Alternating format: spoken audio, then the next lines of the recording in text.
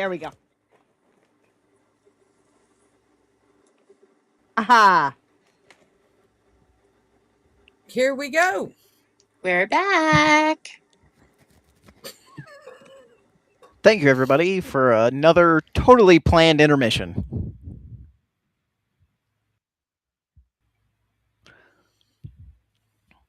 All right, I'll pick up where I left off. I'm going to rewind just like 2 lines just so we can pick it back up. Drain nodded. Yesterday, he was waiting for me at my apartment. The incubus's tail flicked sharply, but he stayed quiet.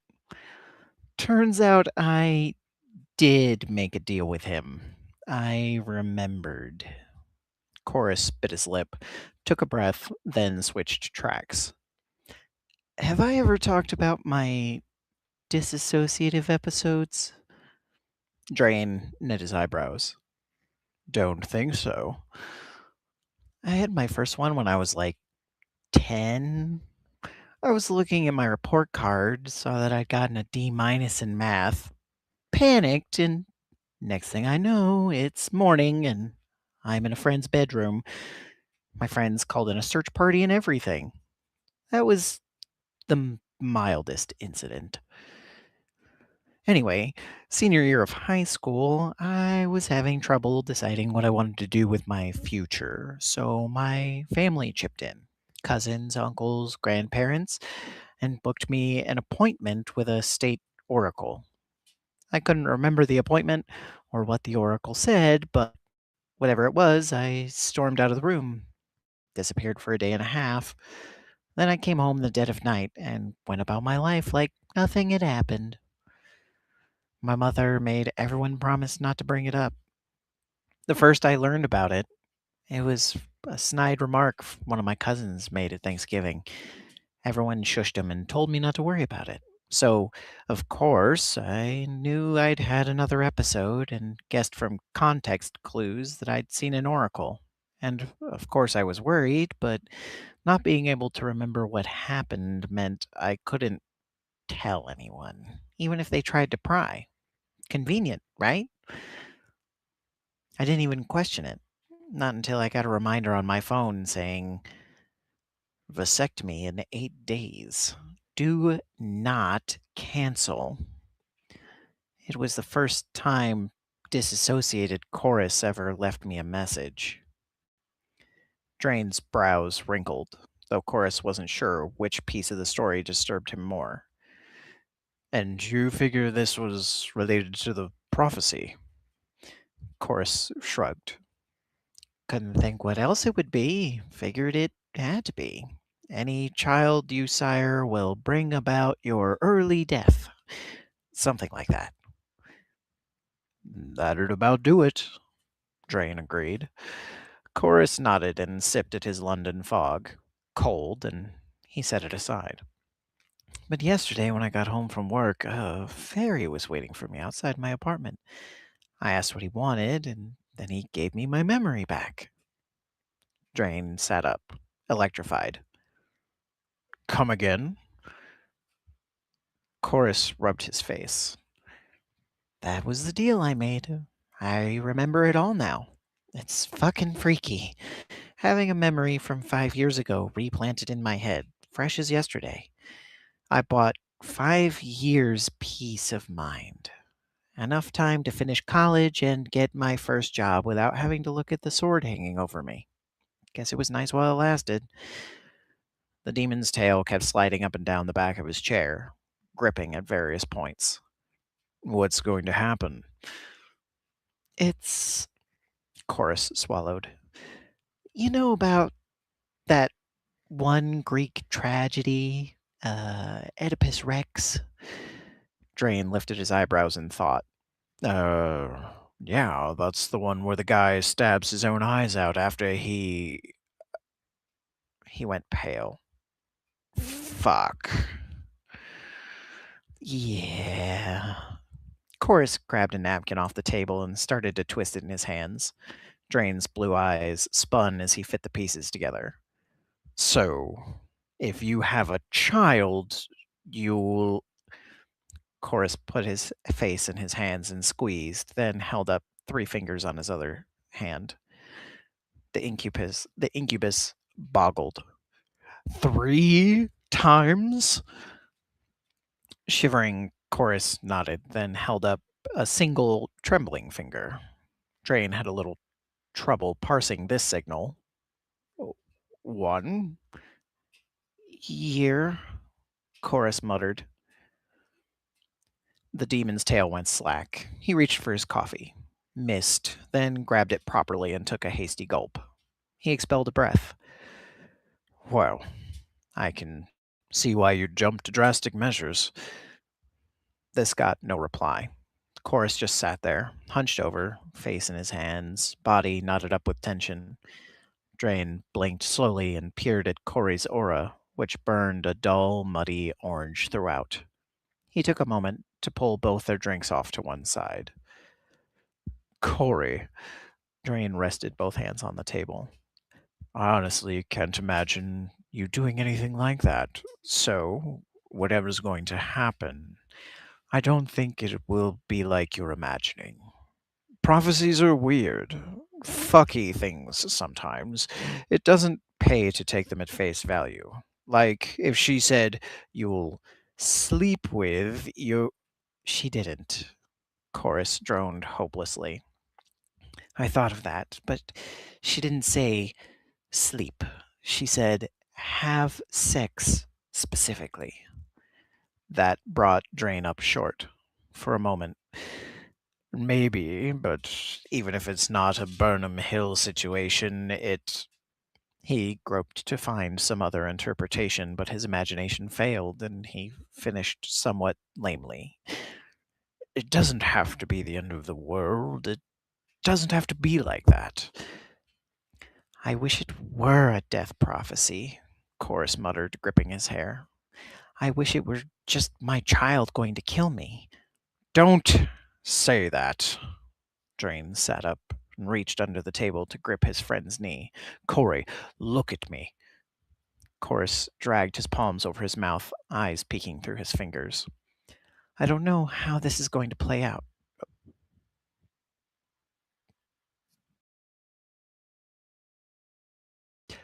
"I don't know how this is going to play out. Neither do you. Don't start hating yourself for things you haven't done and have no intention of doing. Since the first time we've met, I've known you as a kind, gentle person who tries to do right by everyone he meets. Sometimes you try a little too hard, to be honest." Corey's shoulders shivered in a way Drain recognized as laughter. He smiled gently. "It's okay to be scared, but you've got me, and Elle, and Tao Tao, and hell, even that fuckboy Temper. If you really want to beat this prophecy, we'll help you." He added a wry growl to his voice. "Even if we have to hold you down ourselves." That seemed to get a laugh out of Chorus. Or maybe it was a hiccup. Either way, his shoulders finally relaxed a little. Drain gave the knee he held a gentle squeeze. "You're not a bad person, Corey. We've got you." And easy as that, Chorus's aura flushed bright orange and indigo, and he started to blubber. Drain half stood and repositioned his chair so he was sitting next to Chorus, their backs to the rest of the cafe. "Come here." Eyes swimming with gratitude, Chorus allowed his head to be drawn against the demon's chest and cried as quietly as he could manage into his friend's soft cotton sweater. Sometime later, after Chorus had cried himself sane, Drain bullied Corey into letting him buy the boy a humongous chocolate chip cookie. While watching him bite into the crisp, buttery cookie, Drain began to tap his chin thoughtfully. "So, you say you bought those 5 years without the memory?" Chorus lifted a thick napkin to his mouth, either to wipe the crumbs or hide his expression. "Yeah? What did you pay with, exactly?" Chorus gave a smile that was more of a grimace. "Wanna try and guess first?" Drain stared at him deadpan. "Did you promise them your firstborn?" "I promised them my firstborn." Drain sighed. "Of course you did." Because the Fae famously love buying unwanted merchandise. He thought, but didn't say. There's plenty of time to scold Corey for tempting fate later, after he'd finished his cookie. Done, done, done.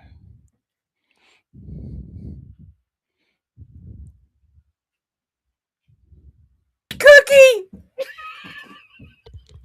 Oh my goodness. Sorry, I couldn't help myself. Uh, I'm really loving this story. Also, Izzy, you're frozen over here. She's not frozen. She's just glitchy. I mean, she hasn't moved for me over here. That's all I know. Yeah, she's been moving on my end, Because, and then her camera disappeared. because of course. Because of course. There we go.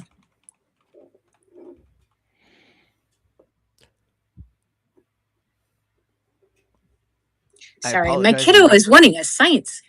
Sorry, No, go ahead. Your kiddo's winning a what? a science explanation for something, and I'm like, I'm trying to do something else, but got to be a mom across the country. So Children and cats wait for nobody. yes, truth.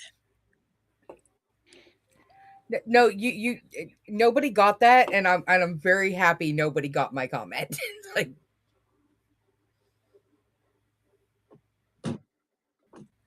everybody's like, "What kind of cookie?" And I'm sitting there like, "You guys didn't get it. It's fine." The kind that you need to be held down for. Yeah, that one. Oh yeah, see, Bitzer.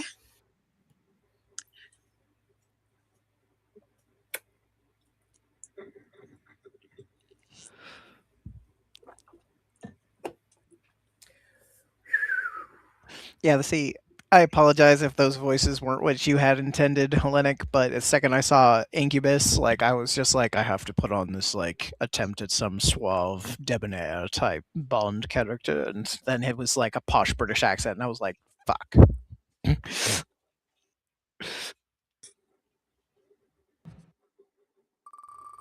What is he? What?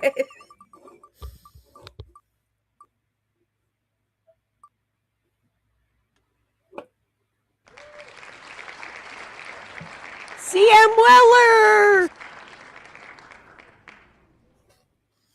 Oh, this is an Izzy one. Oh yeah, that's right. Didn't I say they were doing? Yep, yep, yep, yep, yep, yep, yep, yep.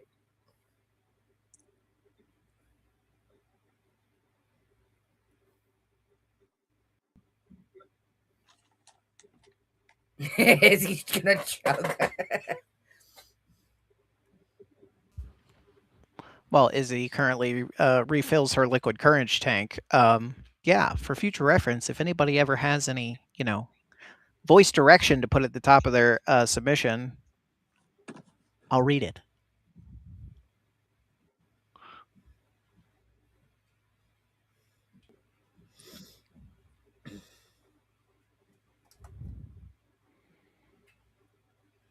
Is it your mic this time?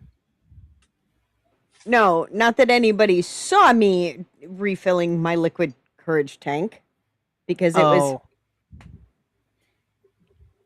blacked out, so I had to fix it again. Gotcha.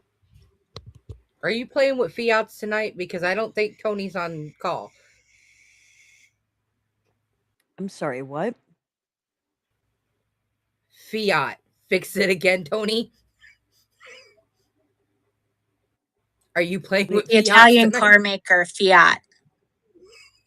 No, I got that part, except you said car and Tony, so the only thing I could think of was an asshole from NASCAR. Yep, yep, yep, yep, yep, yep. who happens to be Mr. Red Flag's favorite racer. Okay, we are moving on. Yes.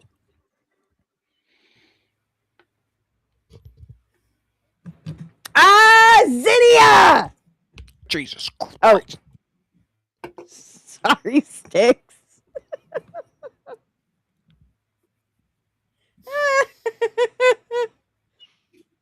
Quinchana. Izzy, we just got him. Don't break him. But I like breaking shiny things. Shiny? Read the damn story.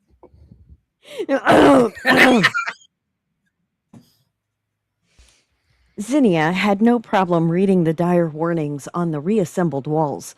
She could translate a lot of them with few issues.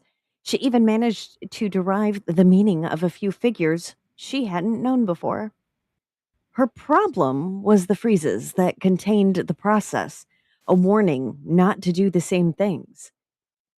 The ancients who put it down were likely trying to stop anyone else following the path of the Clockwork King. The ancients advised future readers to ban or avoid certain practices, especially on people. It disturbed her that the ancients were fine with binding animal souls to crystals to provide the engines for machines or lamps to light their streets. Bats, they wrote, made wonderful ceiling lights. Zinnia had nightmares about street lamps squeaking and taking flight, tangling themselves in her hair. Then there were the instructions for immortality. Zinnia was moderately certain they were instructions for immortality. The text called it the saving of the soul, but it was a means of writing a lifetime of memory to the untraceable energy of the soul, which, according to the ancient rite, would return to a new life once the previous owner died. People would pay for the secret to eternal life. Would they pay their own deaths to do it? What was safe to let them know? What could her students figure out independently if she said she couldn't read the words? Worse, what would they do to test it? Who would they test it on? You are under stress, Void stated. Zinnia almost jumped out of her skin. Please don't sneak up on me like that. You gave me a start. I shall amend my approach, said Void. You have been reading these walls for longer than normal. Are you having difficulty? I'm having questions, said Zinnia, willing her heartbeat to slow. The construct king, he did terrible things because he didn't need to eat or sleep, and he couldn't die. And now more people want this secret. I don't know what to do. They would know soon enough. Her students were excellent at translating tablets and stelae that came to the museum part of the university. They would find out the secrets of these walls in good time. Dare she mistranslate the walls and hope that her expert privilege would carry through to cow her students? Or was that a worse betrayal? I was the construct king, said Void. Without memory, there is a chance I will not become that entity again. You have some memory, Zinnia murmured. You told me of the old ways at the bonfire. True, said Void. I remember fragments. Some are painful. As I am, I have no desire to become that entity again. I'm stuck, said Zinnia. Tell the truth and risk the same evil? Or lie and be found out? As you say it, a lie will only delay the evil. There may be benefit in the order of translation. Give them all the warnings first. Zinnia kept staring at the instructions regarding the saving of a soul and how it could be incorporated into a stone, how that stone could animate a being of cogs and gears. It could be used for so much evil, forcing workers to work forever, keeping the wealthy and powerful in both wealth and power, nothing to give them pause, nothing to rein them in from a path of destruction. Warnings first, she whispered. All the dire tales, all the nasty truths. And she would take her sweet time with the instructions, too. Make the time to be certain they knew the risks. The sound of a metronomic march interrupted her thoughts. Once Zinnia heard the pitter-patter counterpoint, her heart lifted. Xavier, and her little Yarrow racing by his side. Zinnia wound her way out of the labyrinth of walls to greet her fiancé and daughter with an eager smile. She scooped up her daughter and held her tight. She wanted to protect Yarrow from whatever the wealthy wanted from her knowledge. All she could do was hold Yarrow close to her heart. Trouble in the labyrinth? Said Xavier. Void, true to its word, made sure its footfalls could be heard as it caught up with her. Trouble with what I know, she said. We know Void as a helper, but it was the feared king, said Xavier. Once. You believe such an evil could rise again. I know the stories, and they all say power corrupts. Xavier gathered her and Yarrow into his arms, laid a gentle kiss on her brow. I'm sure a solution will present itself. Yarrow added her own kisses to Zinnia's cheek. Kiss better. Mwah! A solution is present, said Void. In order to achieve immortality of any variety, they must be willing to die. That would be a rather significant obstacle, said Xavier. Laughter bubbled out of Zinnia at the understatement. Tears pricked her eyes as she clung to Xavier for support. Her legs shook and her stomach trembled. She hadn't felt this way since Aaron died. It had felt like a betrayal to laugh that he was gone, and half of Cairncliffe thought she'd gone mad. But it was such a relief to know that he would never hit her anymore. This was the same relief. Yes, the threat she feared could still occur, but the obstacle in its way played against the selfishness of those in power. Would they even bother to trust enough to try it? Just to be sure, she decided to publish the translations regarding the costs first. Dun dun dun. Oh.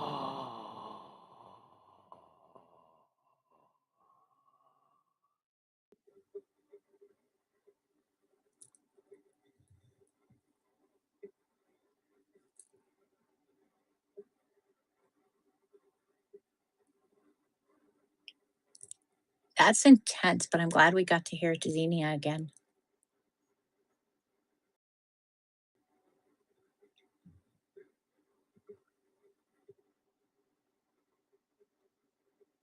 This is part of the reason why Styx and I always talk about ROI.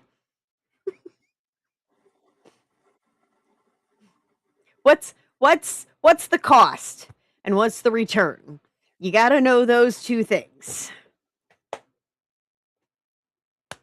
I'm glad you had an intelligent response because my brain's still stuck on bats and street lamps, and I was just like, "Where's Commissioner Gordon?" Um,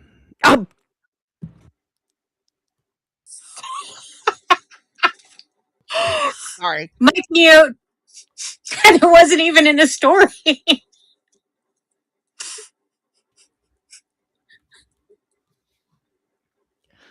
You guys put me on camera and gave me a microphone. This is your fault, okay?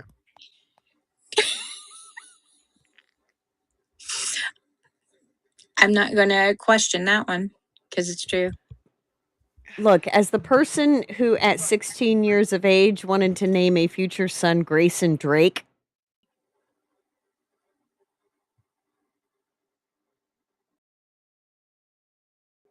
instead I named him after Lex Luthor. Well, I mean, I always thought Lestat Samuel because I wanted a kid named LSD. Don't ask me why. You could have picked so many other names other than Lestat. What the fuck? I can't with you. No, It she was either didn't. going to be So Lestat or Louis. I didn't.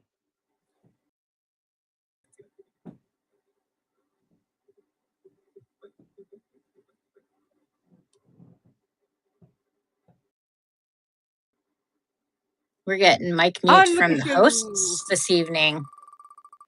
It's amazing.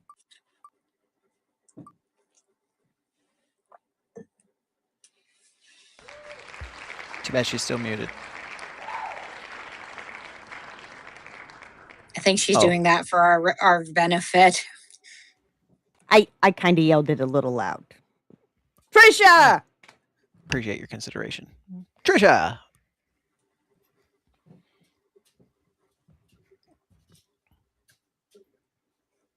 I mean, if we're going round robin, there's 2 of you left, so figure it out.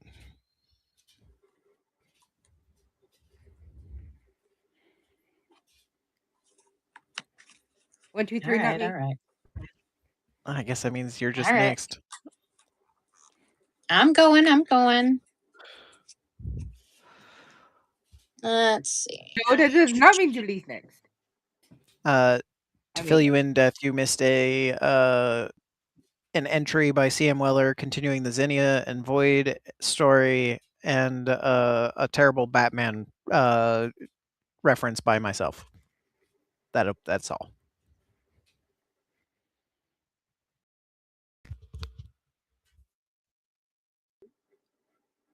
Are we ready? All right. I sat at my kitchen table with a stack of job applications. I needed to find a job before I used up all my savings. Most of the jobs I was looking at were like fast food or retail, none of which I really wanted to do. I didn't have the job experience for some of the jobs I really wanted. I sighed and looked at the job application right in front of me. I was debating whether I should say that lycanthropy. Is it better not to say anything, or if it would be better if I did say something? I thought. I remember reading a blog about how some businesses are prejudiced against people who have things like lycanthropy. The thought of that scared me. Should I say something and risk getting the job, or do not or not say something and get fired later for having lycanthropy for not saying anything? I decided I was going to put that I have lycanthropy. If I get rejected for that, so be it. I decided that being honest, that saying that I have it is less troublesome than not saying something and the boss finding out. After I had the applications filled out and turned in, I had to play the waiting game. I did not hear from a good majority of the jobs that I applied for. I did eventually hear from the local cafe, and they wanted me to come in for an interview. I was happy that I am finally getting an interview, but was also scared that I was not going to get the job. Night before the interview, I was taking a shower and getting anything ready. I had just shut all the lights off and was getting ready for bed when there was a knock at the door. I went over to the front door to look through the peephole.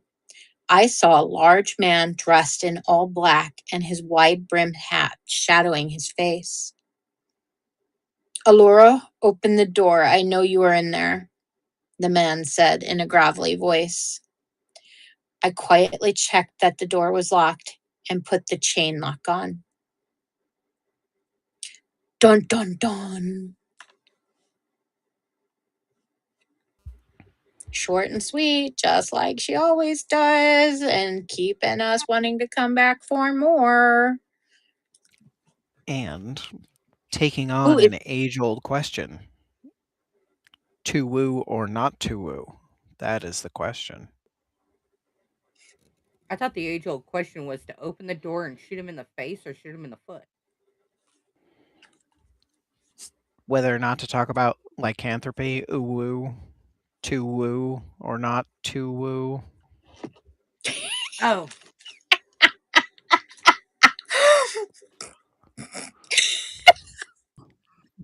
This may be the last time you guys see me on the show. It's been a pleasure. oh no, you Nope. ain't getting away that easy. Nope. Patrick Nope, makes you're worse in. jokes. Believe You're me. here. Shiny, and we licked you. For better or worse, you're ours. Here, I'll put it in chat because it's better typed. UWU? Bitzer already got you, I think. Or Yeah. oh, That.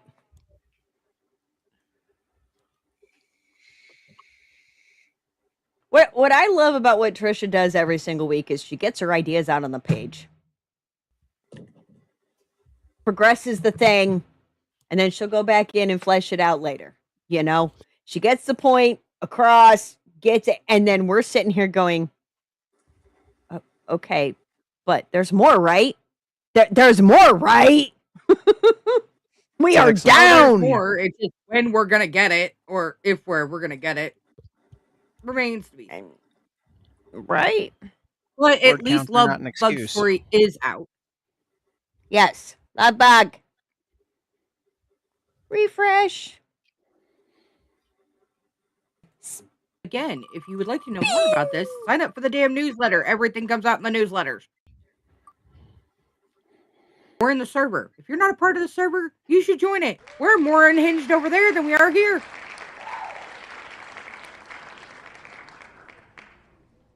I will not make it through Gallers tonight without laughing my ass off. I will second that. fine. No. Let's stick to Gallers. Let's stick to Gallers. I'll do Gallers. I want to point out Okay. that there are 2 on the list I definitely want to throw my hat in for. So when those come up, I'm taking them, but I'll do Gallers as well. One I was asked to do, Now- and the other one says, and I quote, a lot of sound effects. So I am so there for that. Now, to be fair, by what I mean by this, right? I love Galler's World. It is irreverent, but at the same time reverent and filled with puns and lore. I just tonight I this is Glass 2. Okay? So I will be laughing so much that nobody's going to get to enjoy this story. I just want to be absolutely clear. You deserve a performance. And to answer your question, I mean, I did answer your question, Deaths, but because I have working lungs, I'm open to requests. So if people want to hear me read theirs, I will. The reason that we had to remove requests was for, health reasons for the other hosts. So, all right, we're getting into it. This one submitted by Galler, title Unlife 101.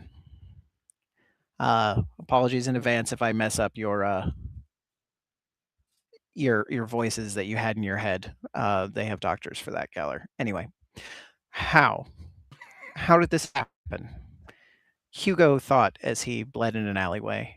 He clutched his side, his vital fluid tainting his green shirt. A knife was buried deep in his liver. There were cuts around his body, from his heart to his hands, to a hole that punched through his clavicle, a gash on his shoulder, and a nasty wound in the middle of his right hand. Did I follow them into a back alley? No, Hugo searched through his memories as his dark blue eyes grew duller and duller, and his skin became increasingly pale as the seconds ticked by. Sweat precipitated on the scalp under his wild brown hair. Tears streamed from the corner of his eyes. Ah, now I get it. Hugo deliriously said aloud, his mind closer to death, recalled with clarity what had happened. He'd entered the alley because someone screamed. He tried to call the police, but he was inside a barrier that scrambled communications. So he did the next best thing he could. He snuck up behind the assaulter and cracked them on the back of the head. It was a thing he was good at, given his nature as a spirit of a serial killer. As the assailant let out a feminine yelp, Hugo quickly disarmed her and kicked the knife away. Hugo yelled to the victim, "Run!" The victim startled out of his shock, and he obliged. After that, the struggle started. The assailant landed a few hits on Hugo's head from the side, then an uppercut to his chin. She aimed to kick his head. He dodged and tried to kick her in the stomach. She blocked it and rolled, snatching her missing weapon in one smooth move. Hugo channeled the aether in his body, leaped ahead of her, kicked the weapon away from her hands. She growled in anger, lunging at him. She landed a headbutt to his face that dazed him. As the light danced before his eyes, he had to wonder, what the? She's either a spirit of an urban legend like me, or is an aether martial artist. When he finally got control over his body again, he heard steps coming in his direction. He turned on a dime, just in time to block her knife with his hand. Unfortunately, he caught it with his palm, blade first. Don't focus on it. Don't focus on it, Hugo repeated in his mind. Hugo raised his left hand, clenched in a fist, ready to rain hell on his assailant. You shit. Oh, wrong voice. Apologies. You shit, his foe said with a very alluring voice. Congrats. This is what you get for annoying me. First, she sent him flying by a rush of water, and at the same time, a cut on the middle of his ear, left thigh. His shoulder got torn apart, and she punched through his clavicle. He let out a blood curdling scream as water rushed all around him, and he fell to the floor, trembling, bleeding on the ground, leaving a mess. Squealing like a pig is not going to do you any favors, she said. There wasn't any pleasure in her tone, just annoyance, as she raised the bloody knife towards his liver. It was fun to play with a fool like you, but for the record, she buried it, ignoring his cries of agony. Next time, don't be an asshole ruining someone's happy meal. Ah, and if you return as a ghost, don't bother hunting me down. You will regret it. Her voice echoed in Hugo's mind. Fucking bitch, Hugo growled as he coughed blood, looking at the alley garbage with his blurring eyes.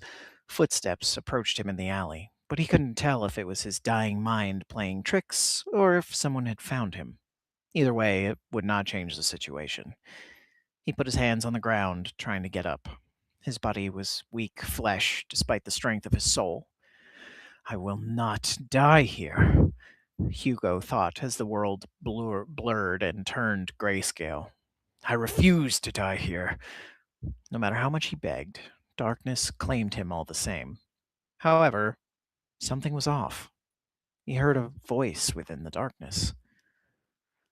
Do you want to live? Eudora, his neighbor, echoed in his head. She had a beautiful voice. It was a simple question. He responded without hesitation. Yes, Hugo said. Also, what the fuck? Are you sure? Eudora asked as a million strange silhouettes appeared before his eyes. The shadows resembled eyes surrounded by a silver miasma, seeming like they were a twisted combination of nerve endings and tentacles. All of them converged together into a white, misty dress. And topping that was an inverted teardrop with another set of eyes, black as charcoal. You will be bound to me for all eternity.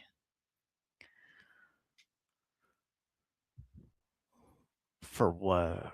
For what I have gathered, Most of you humans or spirits hate being told what to do, the creature said.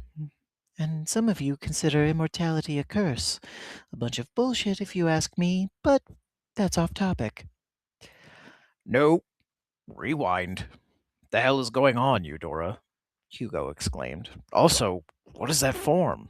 I knew you weren't human, but what the fuck? There was an eerie silence before Eudora spoke again. Hugo, to explain it concisely, do you remember those stories I like to read? Eudora asked, her myriad of eyes looking back at him. From the author from Providence, Rhode Island, yeah? I didn't want to freak you out, but I am the sort of being he writes about, Eudora said casually, and I want to help you get back to life. I want to ask why, but I think that would be pointless, since I know how fond of me you are, Hugo stated.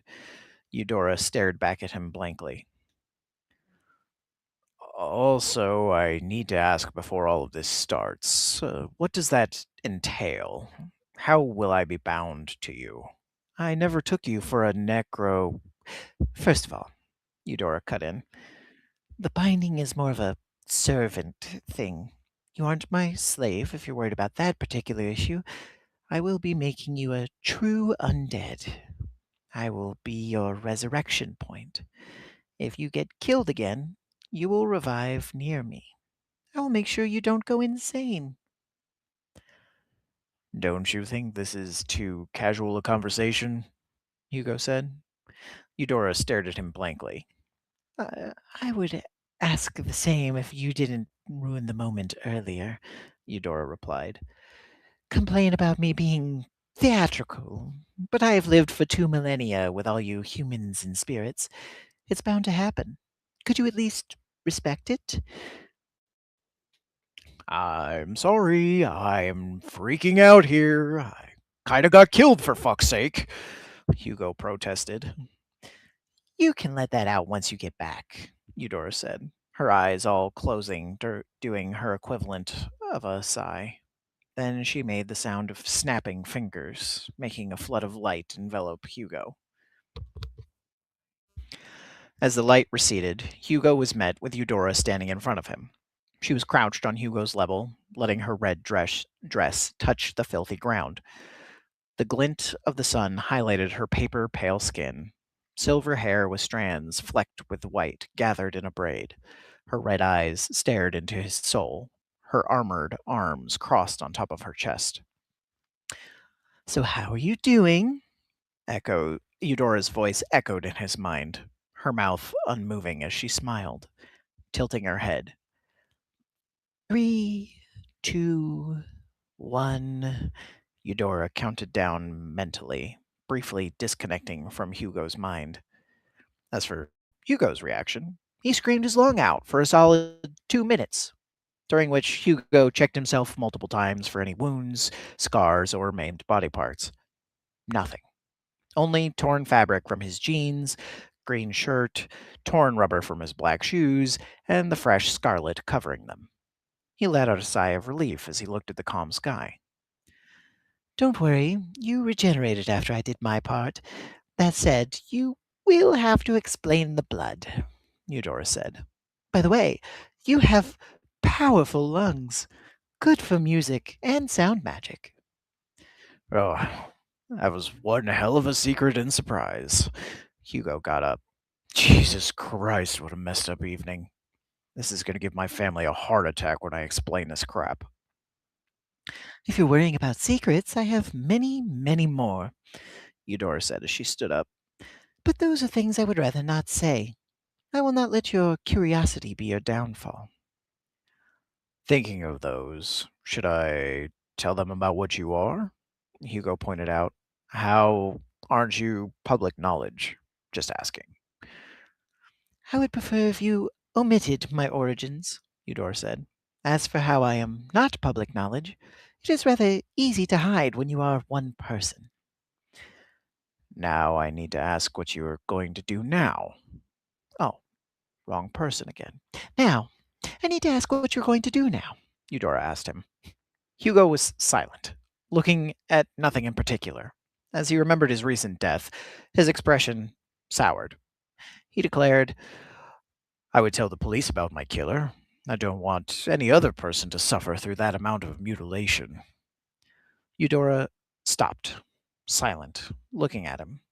For a brief moment, the afterimage of a person dear to her before was layered on him. The same nobility, the same will, and the resolve. As quickly as that memory came, it vanished, reminding her that the person isn't here. Yet. Hugo isn't her, Eudora thought. Well, I am glad that I helped, Eudora's voice replied to his declaration, her red eyes and mouth pulled into a sincere, happy expression. Hugo, her new friend, responded in kind as the wind caressed them both in the alley. Dun, dun, dun.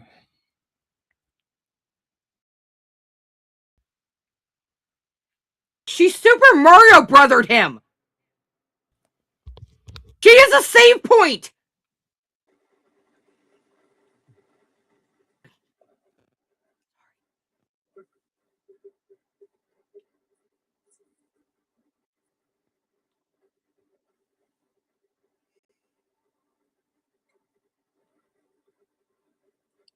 I mean, I don't think Julie's wrong.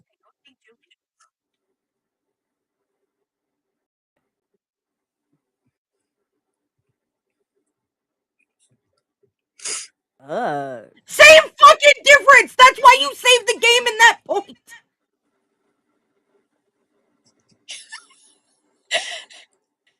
Izzy's earballs are hurting now.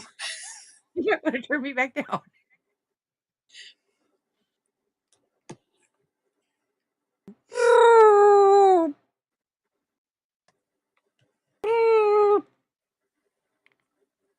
How's that?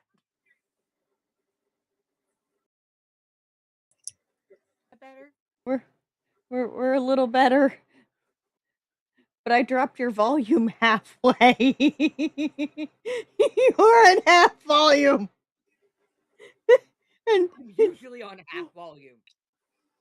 I know, but because you were so far away holding Stormy, I had to jack you up. And then I didn't realize that Stormy was gone and you were back forward and too soft now? You said her name. Okay. You said her. Yep. He said her name. Summoned the kitty. Okay, back up.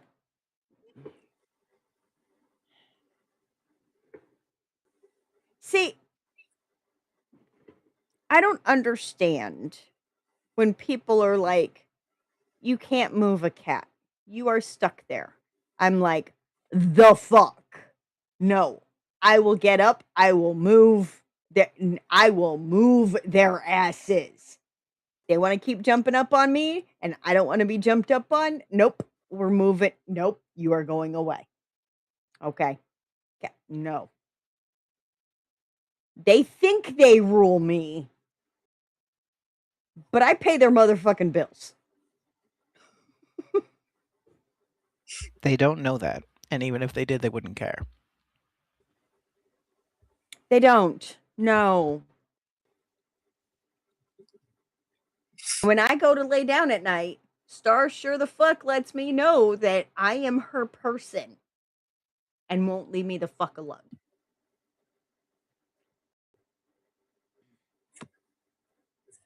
She'd lay on my face if I didn't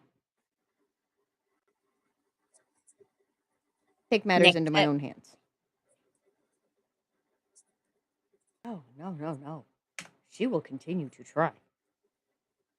All fucking night. Okay, author spinner, refresh. Here we go. Spinny, spin, spin.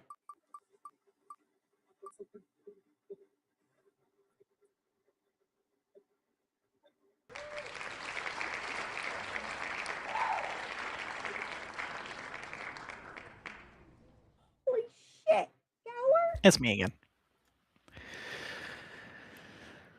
Aha! Julie the Fisher!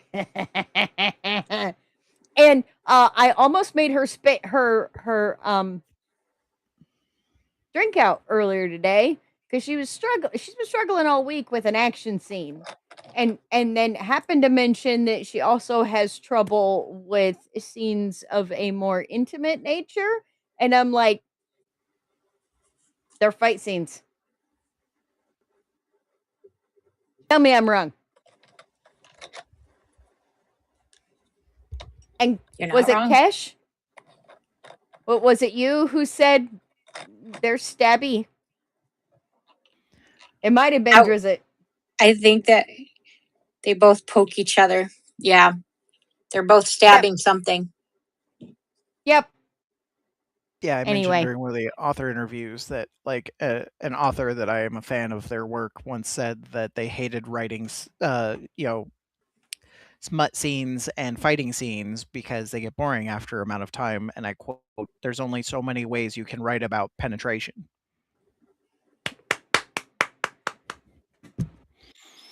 All right. I was requested to read this particular entry, so we're just going to get right on in there. Not related to my previous comment. All right. Roscoe's hackles were up as she followed the blood trail out the door and down the wood steps, Major hot on her heels. The blood wasn't fresh by any means, but it happened recently enough that the drip pattern could be followed across last season's fallen leaves. As she bent down to get a closer look at the full pattern, she looked back at Major. "Keep to the outside. I don't need this on your paws." Major adjusted his movements to stand closer to the tree line than the cabin, but stuck his nose close enough to get to the blood to get a good whiff. Letting out a yip, catching Roscoe's attention as she photographed everything, Major slunk slowly toward a pile of leaves, ears down. Roscoe followed closely, waiting on bated breath to which alert signal Major was going to give. Major took 2 steps back from the pile and growled in a higher pitched tone. "Fuck a duck, there's chemicals, which means more blood, and possibly body parts, because there's always fucking body parts." Roscoe grabbed her gun from the holster, intending to use the barrel to root through the pile. Before she squatted down, Roscoe covered her nose and mouth with her shirt.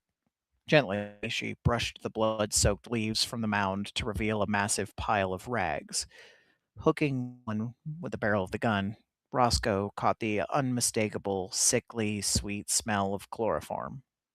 Returning the rag back to the pile, she continued to root around until the ground was visible, thankfully finding nothing more than the deteriorating cloth. "Is that blood?" came a deep voice from behind her. Roscoe jumped and turned, weapon trained in the direction of the voice. "Whoa, raccoon, it's just me." Jack stood there with his hands in the air. Roscoe had been so focused on the task at hand, she hadn't heard Harley's hooves. "Lantern, what the fuck? You know better than to sneak up on me." Roscoe holstered the weapon. "I thought you heard me, but you didn't answer my question. Is that blood? Are you hurt? Is Major?" The wiry blurt rushed toward her and Major to check for injuries. "It's not mine or his. I found it after I cleaned up the syringes. Followed it out here to this pile of rags that seemed, thinking someone hoped that the elements would have destroyed them." Roscoe nudged the displaced leaves that had covered the rags. "What in the hell was going on up here?" Jack looked around at the trashed grounds and then glanced toward the mound. "I haven't got a fucking clue, but this isn't the only thing that has me more than concerned." Roscoe absently took the Zippo from her pocket and started fidgeting with it. "Like what?" "You look inside or just come around the side of the cabin?" "Just stuck my head in and realized you must be outside, so I was doing my walk around." "Oh, then let me show you." Roscoe pocketed the Zippo and walked past him back into the cabin. Put your gloves on. Everything here is evidence. Evidence of what? Jack turned on his heels, keeping one eye on Major, who didn't move from the pile of leaves. Not really sure, but something's not right here. Roscoe didn't want a voice that her gut was telling her without proof, or at the very least, corroboration. She needed someone that was impartial to the case to see what she was seeing. So she would know without a shadow of a doubt that this was bigger than one missing girl. She watched as Jack went through the motions they had been taught when they entered this field. He had even brought his own camera and evidence bags, as if he was the only one processing the scene. As Roscoe pointed to where the wallets were hidden, Major let out an ominous growl. She quickly unholstered her gun and darted out the door. Major was well inside the tree line, about 20 paces from the door. Roscoe eased up on him to find he had something.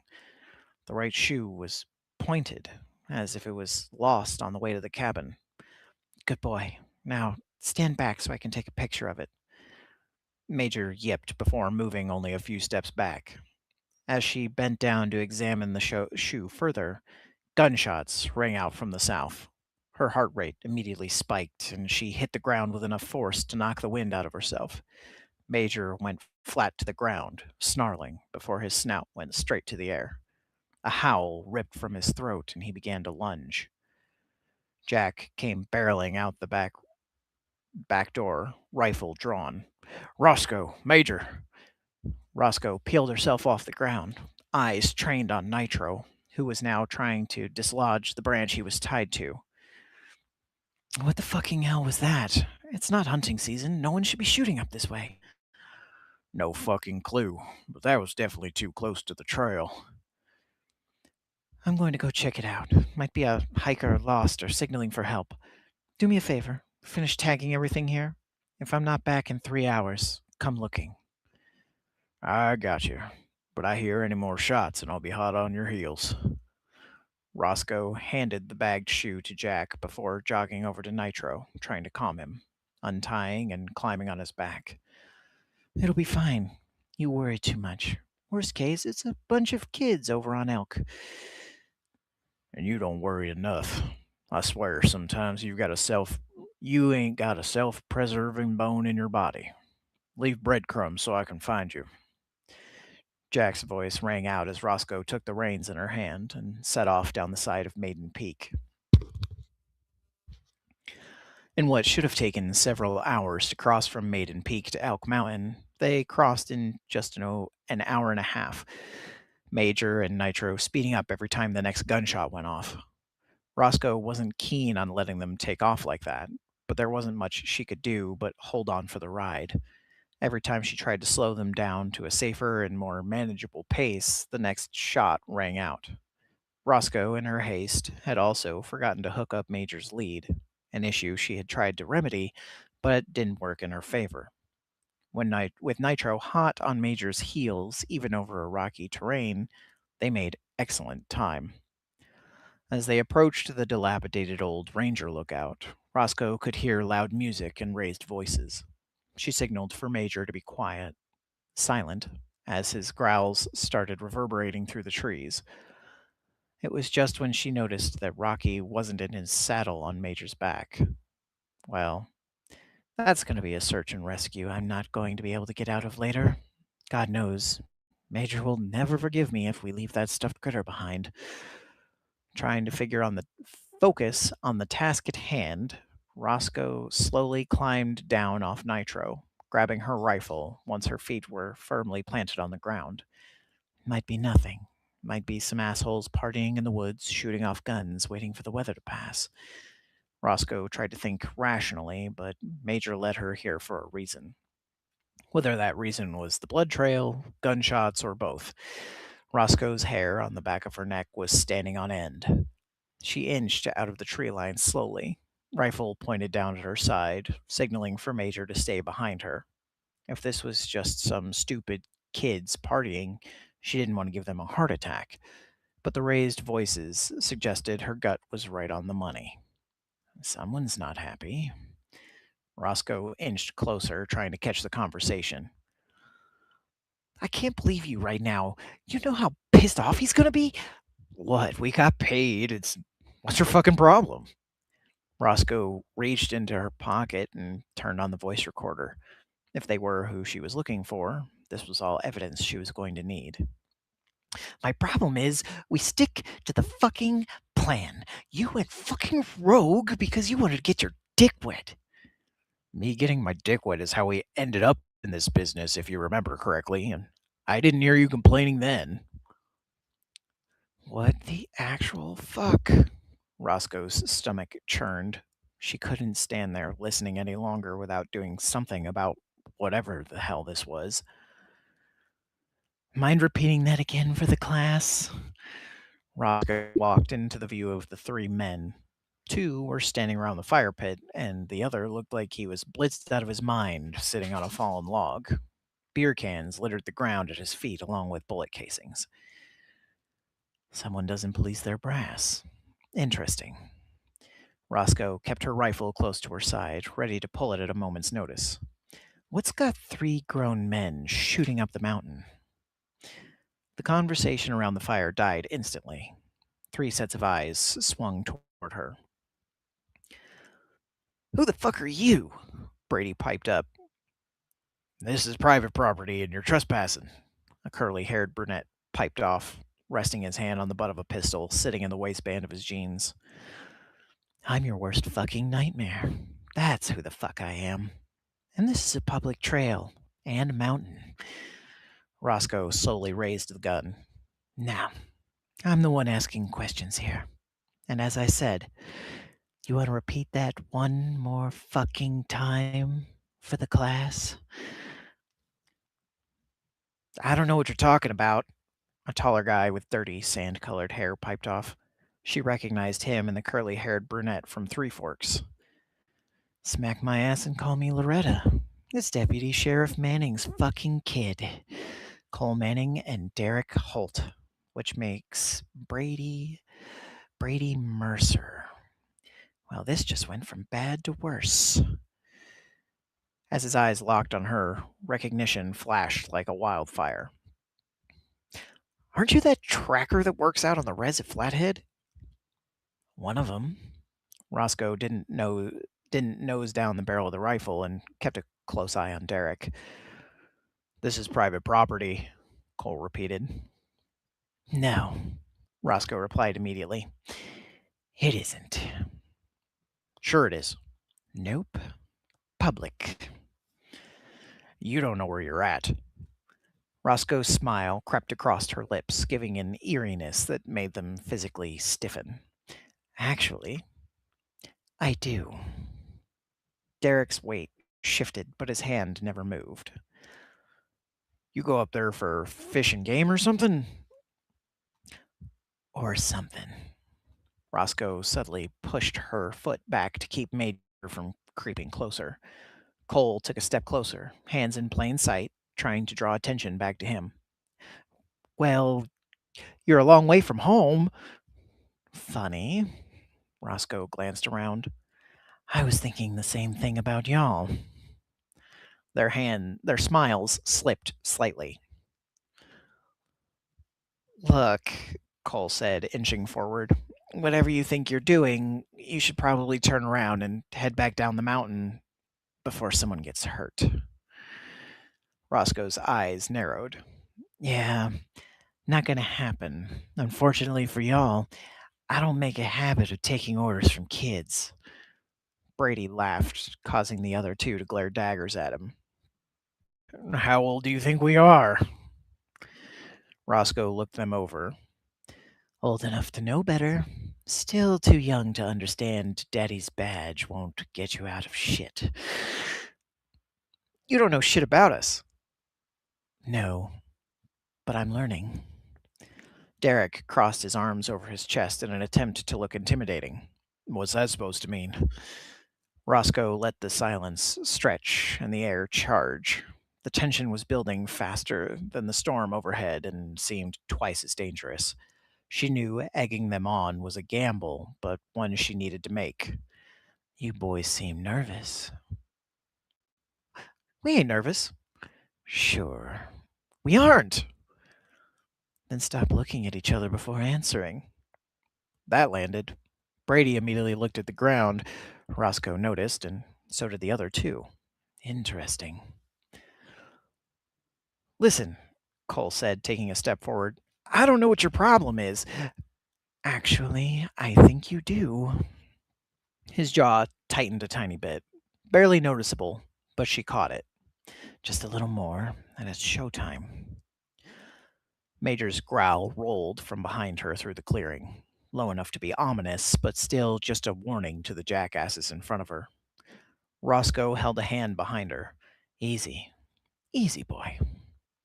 He didn't move from where he was told to stay, and she knew it would take less than a flick of her wrist to send these boys running through the rocks and trees, more than likely injuring themselves and making her have to do more work when this was all said and done. You hear that? She asked. Hear what? Derek and Cole tried to play dumb. My dog. Derek scoffed, still trying to hold on to the macho response. What about him? He doesn't like you. Brady swallowed, almost turning grayish green. That was a dog? Mm-hmm. Roscoe nodded. Funny thing about Major. She reached back, scratching behind one of his ears. He usually likes everybody. A lie, but when nobody said anything, Roscoe kept going. Which means one of two things. What's that? Roscoe's smile disappeared. You boys are either lying to me, the pause stretched, or you're exactly who I've been looking for.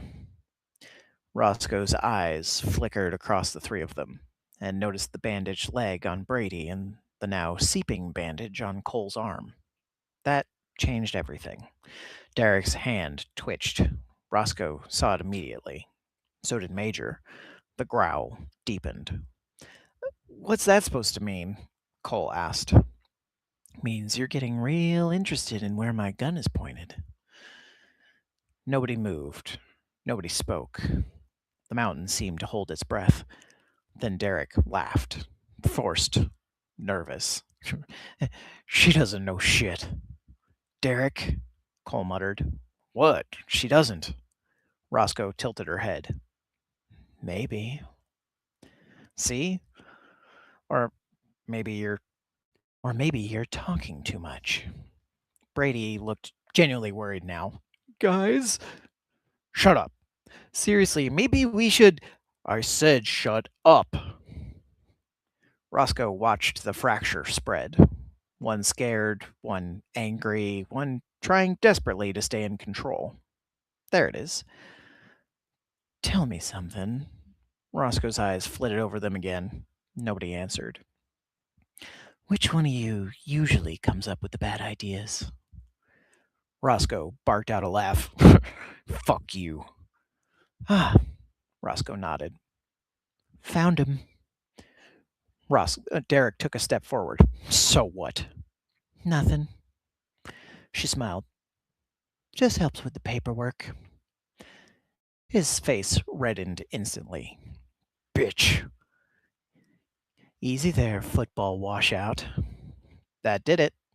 Derek lunged. Not for the gun, for her. Roscoe was already moving. The rifle came up hard. The stock cracked against his jaw with a satisfying thump. He stumbled sideways. Brady jumped back. Cole cursed. Derek recovered fast. Faster than she would have liked. Sorry, I got distracted by the government redaction I see at the bottom of the screen here. Hands grabbed for the rifle. Roscoe twisted, drove a knee into his stomach. He folded. Another set of arms grabbed her from behind, using the rifle to pin Cole. Roscoe pivoted. Elbow, nose, crunch. He reeled backward, swearing. Brady finally decided to join the fight. Bad decision. Roscoe hooked his arm and threw him over her hip. The kid hit the dirt hard enough to lose whatever was left of his high. Derek then attempted to pull his rifle away from Roscoe again. Roscoe tightened both hands. Let go. Fuck you. Wrong answer. They struggled. The barrel jerked sideways, up, down. Her finger hit a trigger to let off a warning shot, or to hurry Jack along if he was close. The shot exploded through the clearing. They continued to struggle. Roscoe hadn't noticed Derek's gun was in his hand. Another shot rang out in the clearing. The impact slammed into Roscoe's chest like a freight train. Air vanished. The world flipped. She hit the ground hard. And for one terrible second, she couldn't breathe, couldn't move, couldn't think. Did my fucking vest fail? That's a lot of lines of black. I think that's the end of this submission that I can see. I needed better clearance to read the rest. I'm sorry, guys.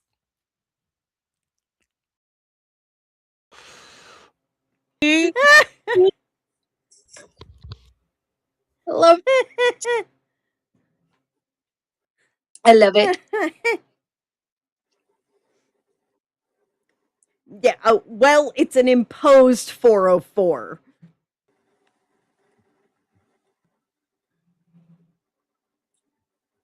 There's more to the story, and maybe y'all can beg and plead for Julie to make her own thread over in the feedback peer review forum and give you the rest of the story. Yes, it was definitely a forced 404 because otherwise she was sitting over 3,000 words.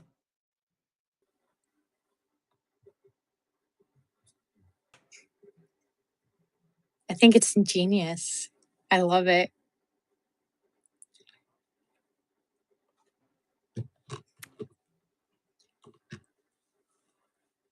See? You can do an action scene.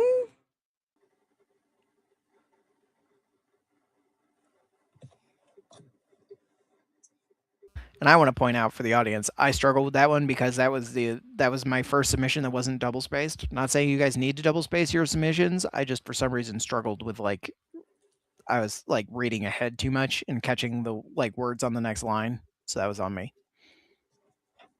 Well, it also doesn't help that you sit there and rock. That's because I can't help it. I know. We're all spicy around here. That's why I have a standing desk, because I can't sit for very long periods of time. Well done, Julie. See, I could lock the rock on this, but then I'm just going to sit here and do this. Uh-huh, yeah.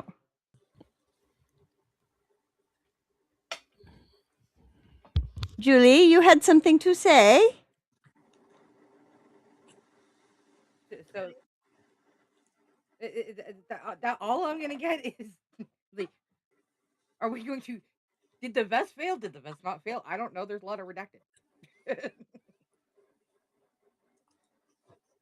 I mean, we're not very far into the story, so if your protagonist dies early in the story, that's going to be a problem. So That's we know never she doesn't die. I mean,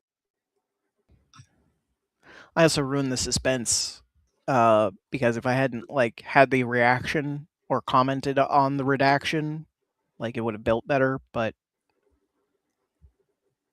I think the redaction scared me more than the scene. I saw it and I was like, oh, I think I broke something. No, didn't break anything. But proof. I'll sit like this so I can't rock. Proof that even Styx is not immune from in the moment reactions. Alrighty. Spinny spin spin! Julie and I shall have words later. Oh, that's why. You're not gonna yell at me on stream. Oh. Why would she? I don't want to. Okay, so here's the thing. Remember, that story, the six just read, is in a shared universe. So if I were to yell at her on stream, I have the potential to accidentally spoil herself. things and out myself on top of it. So I do have self-control. It's just very selective self-control. Wilhelm F. Ruffy. That's it. Oh my god. Okay. Oh my god. Oh god, it's Tidewater Kingdoms. Is that me? Remember the sharpened tree? Mm-hmm. It isn't. So you're saying more that's of me? It's more of the sharpened tree. Unless you don't want to, because I'm fine. that was quite a bit. That was I quite a think bit. about that more, and I'm like, that was so suspenseful, and yeah. It really was. Really was. And I got to react. I'm really enjoying being able to react. Because I'm not thinking Oh, this about one has a words. content warning. This one has a content warning.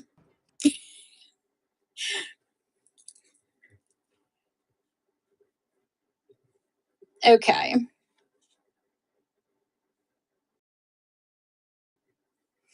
Silver moonlight glowed through the halls of the Azure Palace as Duke Tavier slipped out of his bedchambers, making sure the night guard saw him depart. He passed by banners of a blue tower upon a green hill, 3 crescent moons sewn into the black sky above the sigil of his house, the city and the castle with which had never fallen to an invader. But it did pass from the Blackthorns to my great-grandfather by marriage, Tavier reflected as he turned a corner and approached the guest quarters. And the dynasty which came before similarly passed it to the Blackthorns through a daughter. He paused at Lady Hethea's door, tapping as he glanced back up the hall to see a servant paused at the intersection. Tavier feigned embarrassment and waved the woman away. The more who saw him pass into and out of Hethea's chambers, the better. At last, the door opened, his latest mistress standing on the threshold in her pale pink nightgown. A pretty thing, 15 years his junior, with high cheeks and bright green eyes and tresses of wavy brown hair. Tavier smiled, taking her hand and giving her a peck on the cheek as he slipped inside. She closed the door, shot the bolt, and let out a deep sigh, asking, How much longer must we put up this facade? Another month or 2, Tavier replied, patting her shoulder as he walked to close the curtains. I change mistresses every two or so years. It would be nice to be a mistress and have some mistressing done. Healthia harumphed, taking up a deck of cards. You needn't stay awake if you prefer sleep, Tavir said, moving from curtains to the wardrobe. Please, I'll hardly be able to sleep once you 2 climb into bed together, Healthia muttered, stepping up to Tavir. Hands traveling like a boy, Tavir opened the wardrobe and parted the hanging clothes, giving the back a knock. There was a rustle, and then the rear slid aside to reveal the beauteous Lady Wolfia. The moonlight made her glow, her dark hair slashed with gray, looking like the night sky, her pale face lighting up with dimpled cheeks like a girl half her age, and those dark eyes drinking in the light like pools. One moment they were looking at another, The next, they were embracing, kissing passionately as their nightgowns threatened to fall away. Helithea cleared her throat, whispering, "May I please step past you?" Tavir mumbled with his lips locked to Wulrifa, stepping backwards into the room.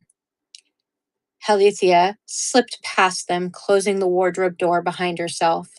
Tavir barely noticed her departure, his world becoming Wulrifa and the space around her body.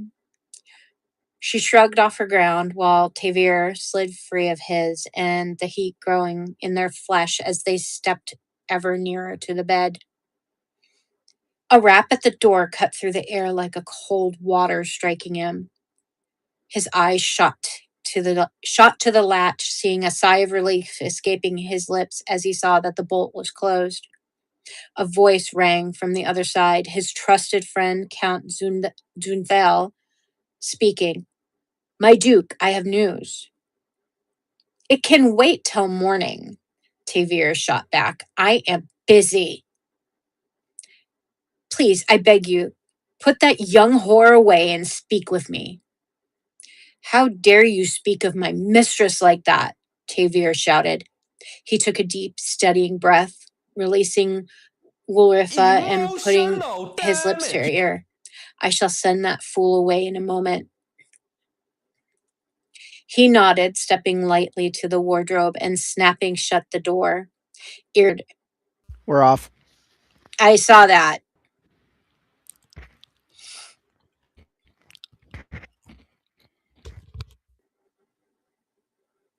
Are we back? Okay. We're back. The awesome bit is that YouTube is still going. Okay. "My Duke," Count Zunthel uttered, giving him a bow which brought his balding head to eye level. For the man was several inches taller than Tavir and broad-shouldered, a powerful warrior. "Word has reached us of chaos in Kenneland. Their king has perished in a poisoning and has his heir." Duke Tavir groaned. Zunthel's brow wrinkled, his bushy mustache twitching. "My Duke, I thought you would be pleased." "What would please me is a night to myself and to learn such things in the morning over breakfast when the council meets." Zunthel bit his lip, that glint in his eye telling Tavir the man was biting back a comment about sinning with an unmarried woman, which made keeping the truth of sin secret all the more vital. At last, Zunthel spoke, saying, "I had thought, given our history with those barbarians, that you would wish to assemble your troops tonight and set out to reclaim lands lost to those reaving heathens." "We have had peace on the border for 10 years, Tavir replied. "And if the secession is contested, that peace is likely to last all the longer. There will be raids if rivals for the throne take up arms. I know well that the bastard son, Hilvik, is in the wind and that there is a cousin with a claim as well. And if we attack at once, they will rally their strongest claimant." But Zunthel sighed, his big shoulders drooping. "Your heart is in the right place, my trusted old friend. As there are likely to be incursions on the border, we ought to alert the garrison commanders and marcher lords. And of course, a round of conscription to bolster the troops would be prudent. Repeat after me. In the morning." "In the morning," Zunthel sighed. "Good man." Tavir moved to close the door. "My Duke," Zunthel said, "what is it now?" "I must ask, why do you not wed one of your mistresses? The mourning period is long ended and a strong alliance. That will be all, my good friend. Yes, I will prepare to face Boethnick, oh my goodness, The Boethnic Ravagers. Who? Tavir asked. The eldest son of King Domzav, Zundel explained, likely to be the leader or figurehead of the largest faction. Let us hope we never hear that name again. We can but pray to Almighty God and His Son. The door snapped shut, Tavir letting out a long sigh as he slid the bolt back into place. The wardrobe opened, Wulrifa leaning out. She gave him a quizzical look. Nothing we need to concern ourselves with, Tavir replied. Let Bode, whatever his name is, concern us not a heartbeat longer. Ulrifa nodded, striding to him and pulling him in her embrace.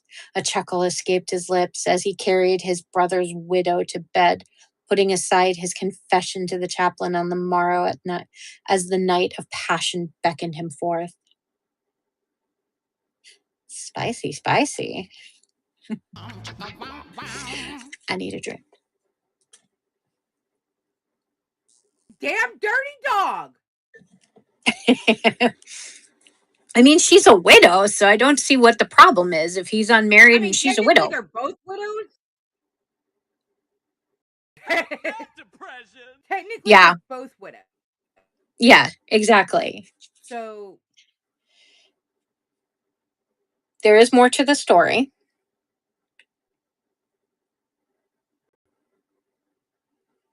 So, cold dread filled Boethnick, as though he took one step and then another towards the bone cave. Ravens cawed from the mist-shrouded branches overhead, sending a shiver down his spine. Yet he forced himself to walk at his sister Bothei's side, their steward, Nitlin, and Sir Wistad following behind. The latter now looked remarkably similar to Kalir, having applied powders to redden his brown hair and shaving his beard to match. I wish I knew what to make of that, Boethnick thought, feeling sorrow for his brother's friend and a creeping sensation at having a visage of Kalir walking again.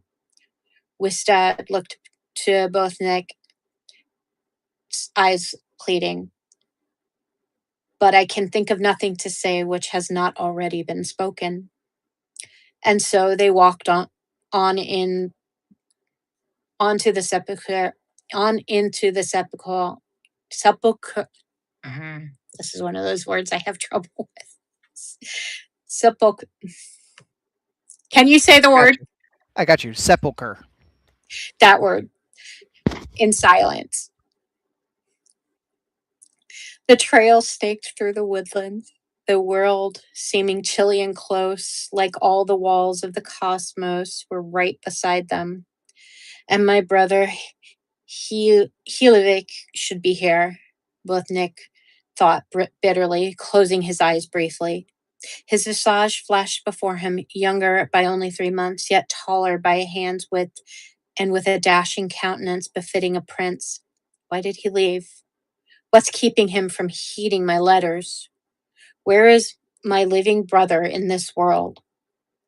The mists gave him no answer. Instead, a chanting echoed ahead. Out of the gray gloom appeared the court diviner, Horthald, a brown fur cloak covering his frame.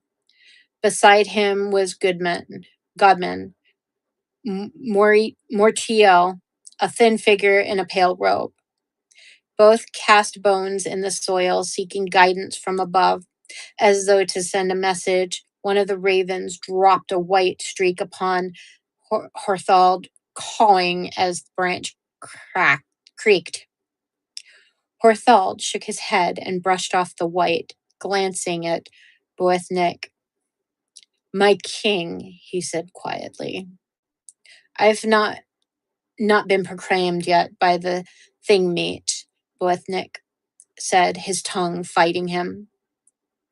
A mere formality, Mortiel intoned. We have sought the sign. She shall become a great warrior and a conqueror king. With a radiant beauty, just jumped.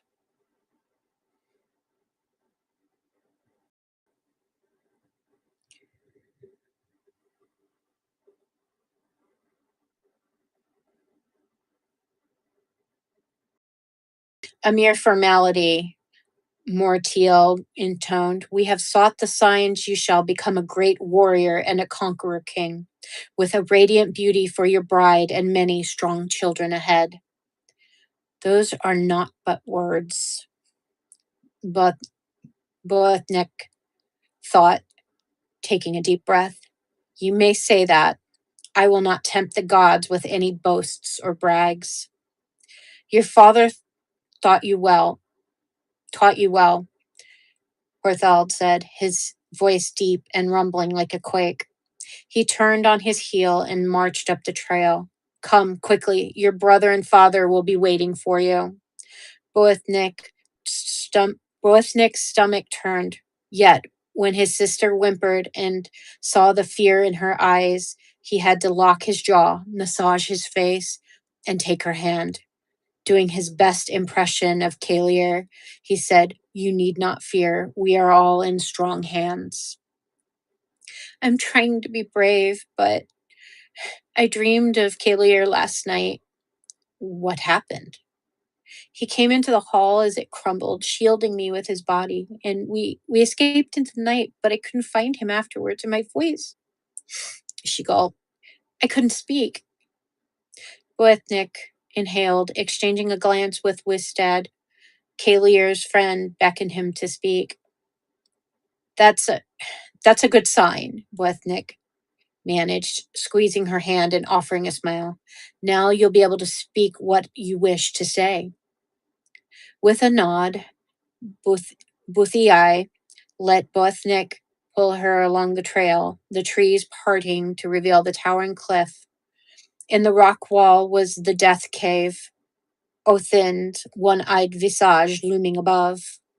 Boethnick quickened his pace, passing under the god and into the sanctum. Here, more ravens roosted in cubbies carved into the mountain's rock, their bellies filled with human meat. And in the middle, gathered on a plinth, were the cleaned bodies of Kalier and Domzav, Mortiel, and Horthald, and 3 hooded members of the funerary guild stood over these remains. Boethnick walking slowly across the cave floor. He looked upon the 2 skulls, trying to see some kinship with the grinning visages. But they don't look like either of them anymore, Boethnick thought, kneeling down beside the plinth. He touched the bones with his fingers, a gasp echoing from his lips as something passed into his flesh from the cold remains of death. Bouthier thought, though Bouthier, though, took hold of Kalier's skull, taking a shuddering breath before uttering, I'm glad you came to me in my dream. I wanted to tell you that I miss you. She swallowed. It's not the same around the hall without you or father.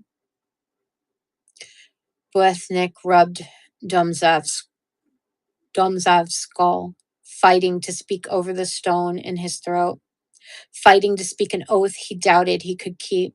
Father, I swear, I will hold the realm you love together. I will honor our gods and goddesses as you would have honored them, and I shall defend our dynasty against all foes who may test our strength. Then you acknowledge these bones as your kin, Mortiel intoned. Boethnick gripped Bouthiai's hand, the 2 speaking in unison. We do. We shall take custody of the remains, one of the funeral guildsmen said, clapping his hands, and fashion with clay from which we all sprang fitting forms for their eternities. Are you Eloists? Wisted muttered. Wisted, please, Boethnick hissed. I want to know if we do not judge, nor do we ask anything of those who come to us. spoke another of the guildmen. Bothnick realized only then was a woman. She pulled back her hood, revealing a shaved head covered in sacred symbols. Their bones have been prepared as your customs dictate. We now do our part to dress them for eternity. All of us swear binding oaths, the third one spoke. Your traditions are yours. We only wish to make the dead presentable as they would have wanted in life. Then take good care of them, Boethnick said, turning on his heel. He looked out at the cold day through the arch and all of the travails waiting for him. I shall have need of their strength in the days ahead. It will be done, the woman said, snapping her hands together. With that, Boethnick departed. A part of him dreaded their return trip when bodies of clay baked into the visages of Kalir and Dumzav would be waiting for them. The dead should stay in their own domain. Yet he thought of his sister's dream, pain pulsing in his chest, as he wished for Kalir to visit him like that and save him from the calamity gathering on the horizon. For as soon as he emerged from the cave, Wistad broke the stillness by saying, Nitlin, tell him the bad news. Must we speak so? That matter is over and done with, Wistad barked. Easy there, Boethnick said, shooting Nitlin a forlorn glance. Have Jarl Wilhelm or Jarl Luthvir declared themselves candidate for kingship? Not so dire as that, Nitlin replied, his tone and words telling that it was nearly as bad.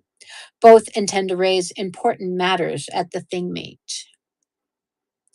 And so a showdown will come, Wistad said, tapping the hilt of Kalir's sword. I will stand with you, Boethnick. At last, Boethnick uttered what had been holding all this time. You and 3,000 others will have a chance of holding off those two jarls and their supporters. Don't speak so ill, Buethe said. You heard what the diviners saw. That may have been a metaphorical kingdom in some rock with our 12 remaining followers and one ship, Boethnick thought savagely, biting his tongue to keep from uttering such words before his sister, before the gods, before his own family. A raven cawed, one of the birds, which had picked the two skeletons clean. With a cough, he managed to keep it all inside and say only, I did hear Horathal's words. And you know what making invocations like that can bring, especially here?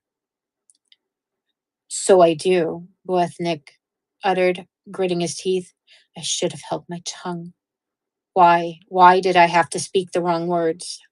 He grimaced, looking out into the distance, but the thick mist ensured that he did not see far, the trail appearing suddenly ahead of him as though a new part of the world were forming in his path, while the other part was falling away behind him, leaving the young king to be walking in a gray limbo.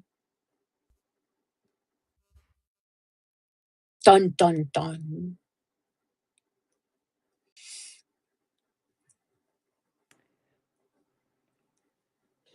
Brother's widow? Yeah, that's what I'm saying, brother's widow.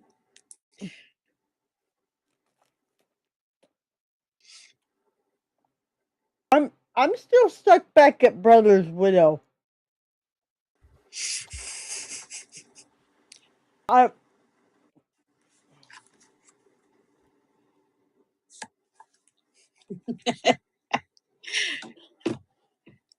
I mean, even the brother's widow needs love.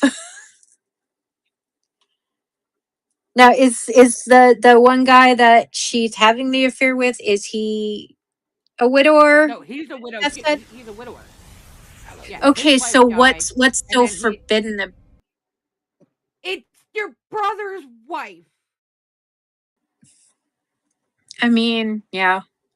Formerly your brother's wife. Now, if that was like an ex-wife thing, it all depends. I would think on the manner in which the brother died. That might make this a little bit more. It's a biblical Yeah, thing. it is a biblical thing, but it's gross then too.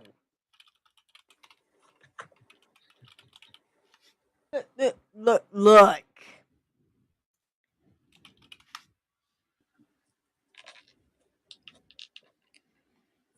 Don't get me wrong. Right. Some 30 generations ago in my family tree, somebody met a hot chick and had no idea that it was his older brother's daughter.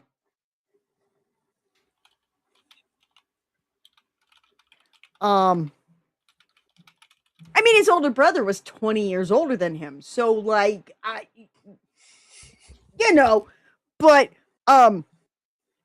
it was after there was already a bun in the oven.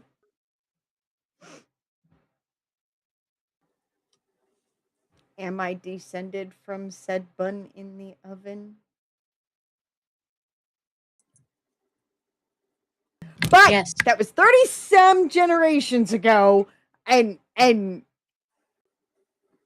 might have also been a reason that my entire dating career I ask, are you related to any of these 5 surnames? And if you are, goodbye. I mean, that's pretty common around here, isn't it? Yeah. You remember Hawkinsmith, right? Yeah. Yeah. I'm talking about how I'm going out on a date with a really sweet guy, and my dad asks, well, what's his name? So I know who to tell the cops, if you don't come home. And I tell him, and he goes, you can't date him. And I go, why? Because that's your second cousin. Of course he is. This is kind of like with my mother's family. So I only have to worry about it 50% of the time, I suppose. And most of them are Amish, so Yeah, I'm probably related to the other half of the Amish out there. yeah. So Okay. not an issue. We're not talking about family trees anymore. Thanks, Death's Head. You have a Somebody promising career as a horror writer ahead of you, Death's Head. Yes. A very niche audience of narrators, but still horror. Can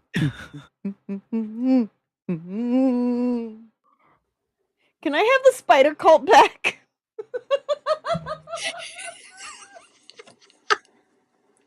She wants the spider cult back. The spider I cult hate is spider- over and is currently in my inbox to be edited. No, I know, but I'm an arachnophobic and I'd rather have the spider cult back. You choose That Spider says- Cult over Eskimo Brothers? Yes. Don't Google it, Chad. I literally DNF'd Akatar because I didn't like how it reflected my real life, being surrounded by vapid and vain teeny boppers. I don't like when it reflects my own life. And we have Jeffrey Martell.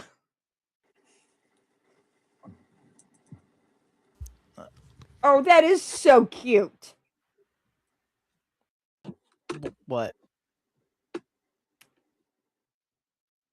Content warning.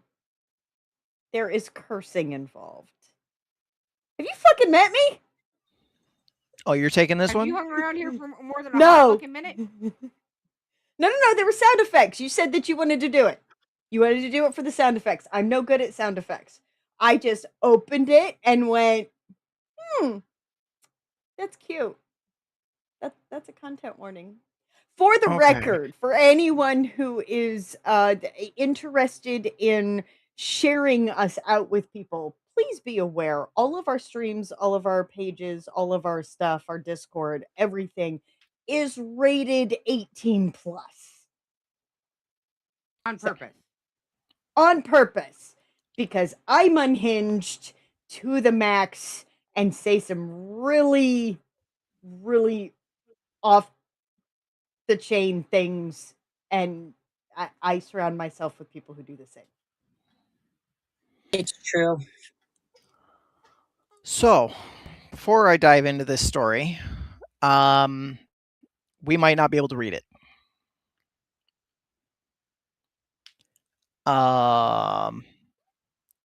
So there was a recent change to certain terms of service.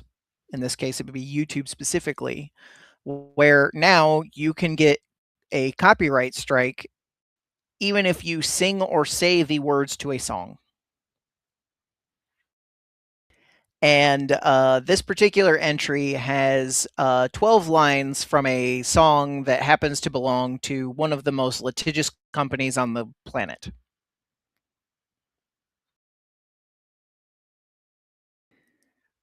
So I can either entirely skip that section.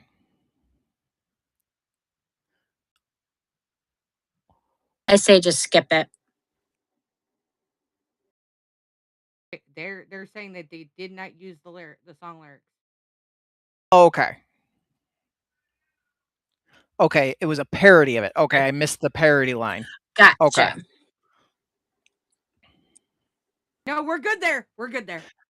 And yes, you got the rhyme right, Bitzer, but okay.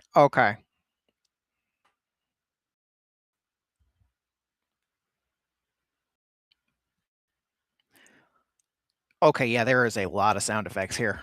I will do my absolute best, ladies and gentlemen. Hey, real quick before we start this story, because we only do have 4 left, do we need to go ahead and do a bathroom break? Because we haven't done one tonight, and we need a stretch break and everything like that. Just we want to pull a 5 just before we get started, and then that way we can finish out strong. I usually pull it at a halfway point, but All right, go, people. Bathroom, water, snacks, refills. water your Prayers plants, for us. feed your animals. Or my dinner.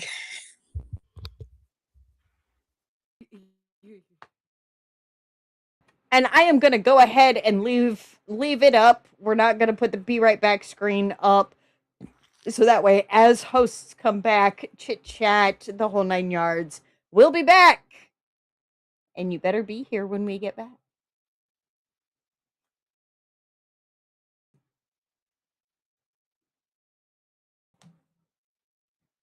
Uh-oh. We're leaving Sticks in charge of the stream?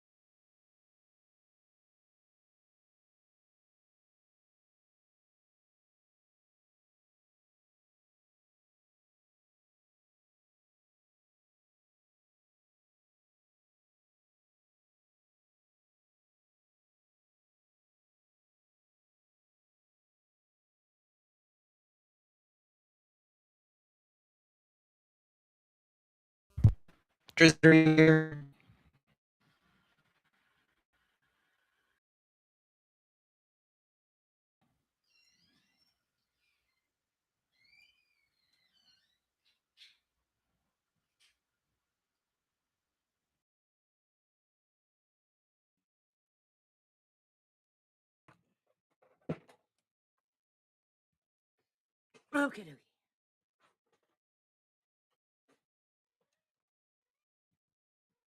We just crashed. We're back up. Oh, we're back up? Oh, Yeah, okay. I'm sitting here. I'm petting Stormy. I'm petting Stormy. Like, Okay. Okay. So I'm glad. Okay. So Drizzy, the reason I asked if you're here is because I want to let you know I'm scanning ahead so that I can see all these sound effects. Um, and also, just from the quick scanning I've done, I have to let you know that I'm going to make an interesting choice in your for the voice of your italicized text.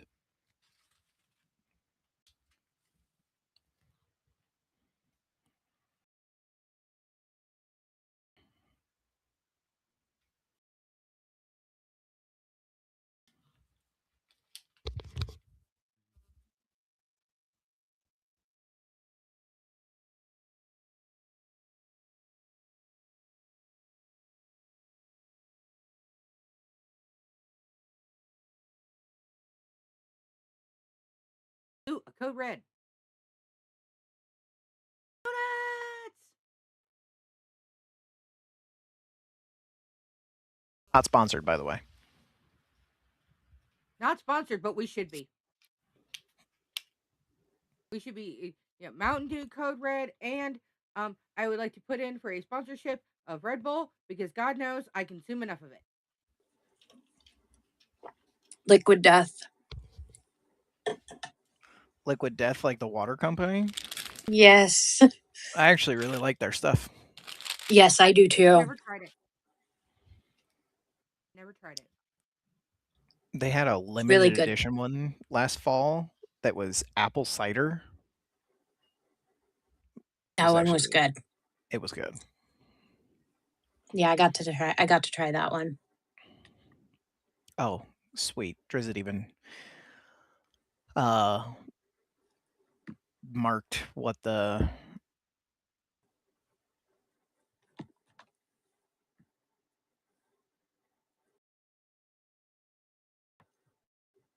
Oh my goodness gracious. See, I thought about getting some Code Reds while I was at the store right before stream, but it was a uh buy the 1 liter Lipton iced teas for 99 cents, and then just get me a kickstart. Uh, yes, we have kitty. We have several kitties.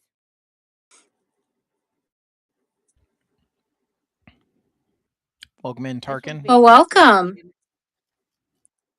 Yeah, welcome to the stream. Um, this one for some reason is Yes, we being have extra needy several today. kitties that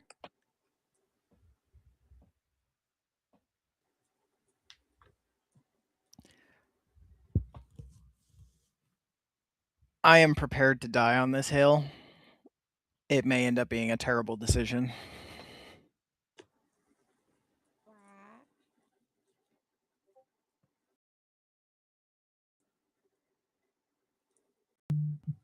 Oh,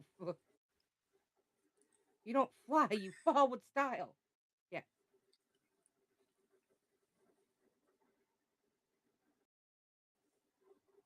So, what's your terrible decision? Or are we waiting for Well, you you to guys were tell us gone. what I said I terrible told Drizzt that I'm scanning ahead to see all these sound effects to figure out if I could even do them. So far, I don't see anything that's too far outside of my repertoire, so I feel confident. They might not be great, but I can at least attempt them. Um, but there's also, for some reason, there is the narrator's voice, and something about the style of the narrator's voice has triggered something in my brain that I can only hear it in one particular voice, and so I'm going to do my best to use it, and it's going to be interesting. interesting, like George Carlin interesting, or Robin Williams interesting?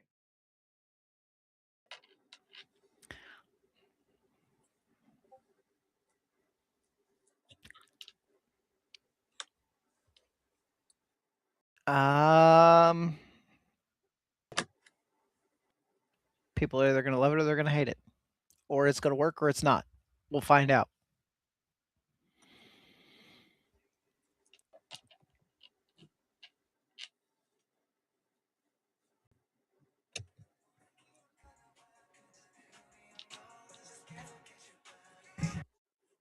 Ed, Ed, and Eddie. I have not heard that anyone talk about that one in a while. It was one of my favorite cartoons of all time. I gotta admit, mine was Ren and Stimpy. But that's only because it pissed Mom off. All right. Roll calls. Everybody back? I see all the hosts are back. How about our audience? Everybody got your drinks topped off. Doc's here. Ace is here. We got Tarkin in here. Bitzer's here. Drizzit's back.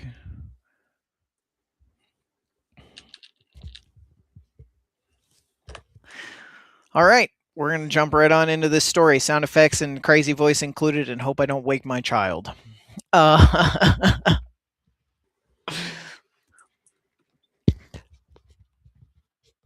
Also, adjust your headphone volume now, because a lot of these are kind of loud, annoying sounds. So there you go. You've been warned in advance. Beep, beep, beep, beep. Slam. Welcome, friends.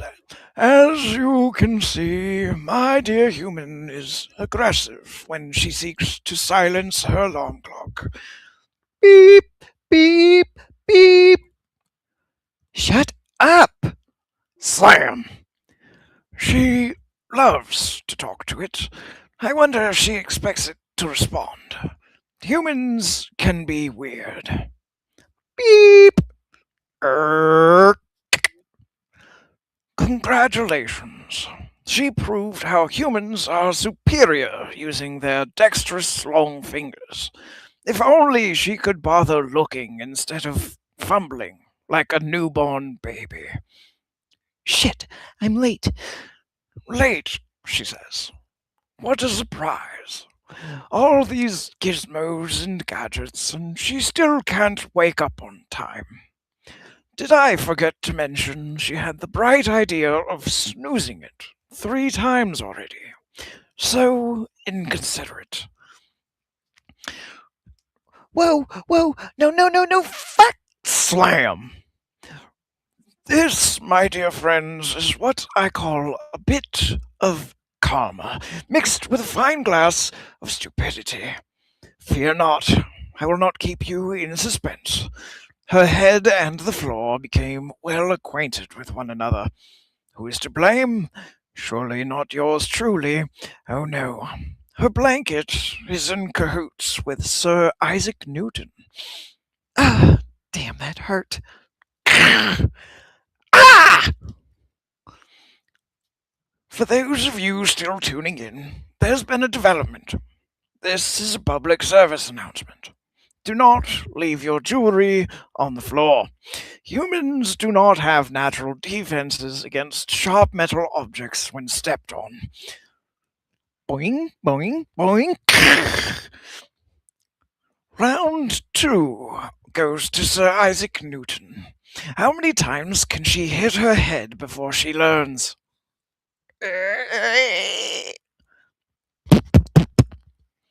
Congratulations, Master. You somehow survived the bedroom and escaped. Follow me, and let us see what she does next. I can't go without eating something. There should be a few eggs left in the fridge. Whoosh!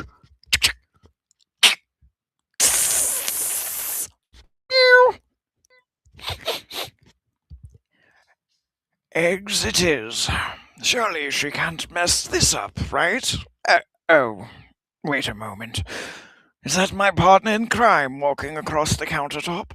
Should I warn her of the incoming feline catastrophe? Ew! Ah! Muffins, what the fuck? To no one's surprise, Muffins knocked the small frying pan off the stove. flinging hot oil and runny egg toward our master. I guess the egg is off the menu and onto her face. So Isaac Newton is up to 3 to the master's 0.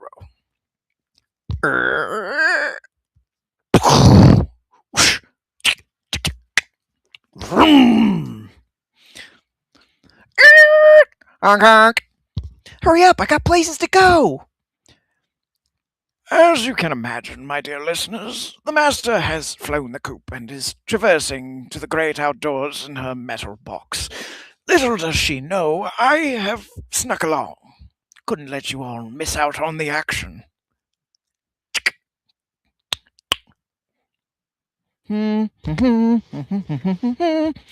I do apologize. The radio music has been copyright struck, but let's be honest. You should be thanking me. Singing is worse than sandpaper shaking hands with a chalkboard. Vroom. Huh? Bang! Fuck, that hurt. For the dim-witted that need a clue by 4, my master got hit by a red light runner when she was turning left. Tragic, but at least I am unharmed. That's what matters, after all. Whoosh. What is your fucking problem? Didn't you see that was a red light? Get away from me, you lunatic. Ma'am, please step away from the vehicle. I won't bore you with the paperwork, my friends. Let us watch a time lapse until my human reaches her place of work. Cops, yelling, tow trucks, boxer runs up steps with an inspirational soundtrack in the background. Wait, scratch that last one, that was last night's movie. Why are you so late? Sorry, boss, I got into an accident. I don't care about your excuses. Do you have the files? The files? Paper pusher. Paper pleaser. Princess of mine. Feed me hugs. Feed me love. Yet her work is worth less than a dime. So, my audience, what did you think? Needs work, right? I agree. Speaking of work, my human does her own and leaves. Does she go back home? No. That would be logical. This human has a blind date, and even without a working car, she is determined.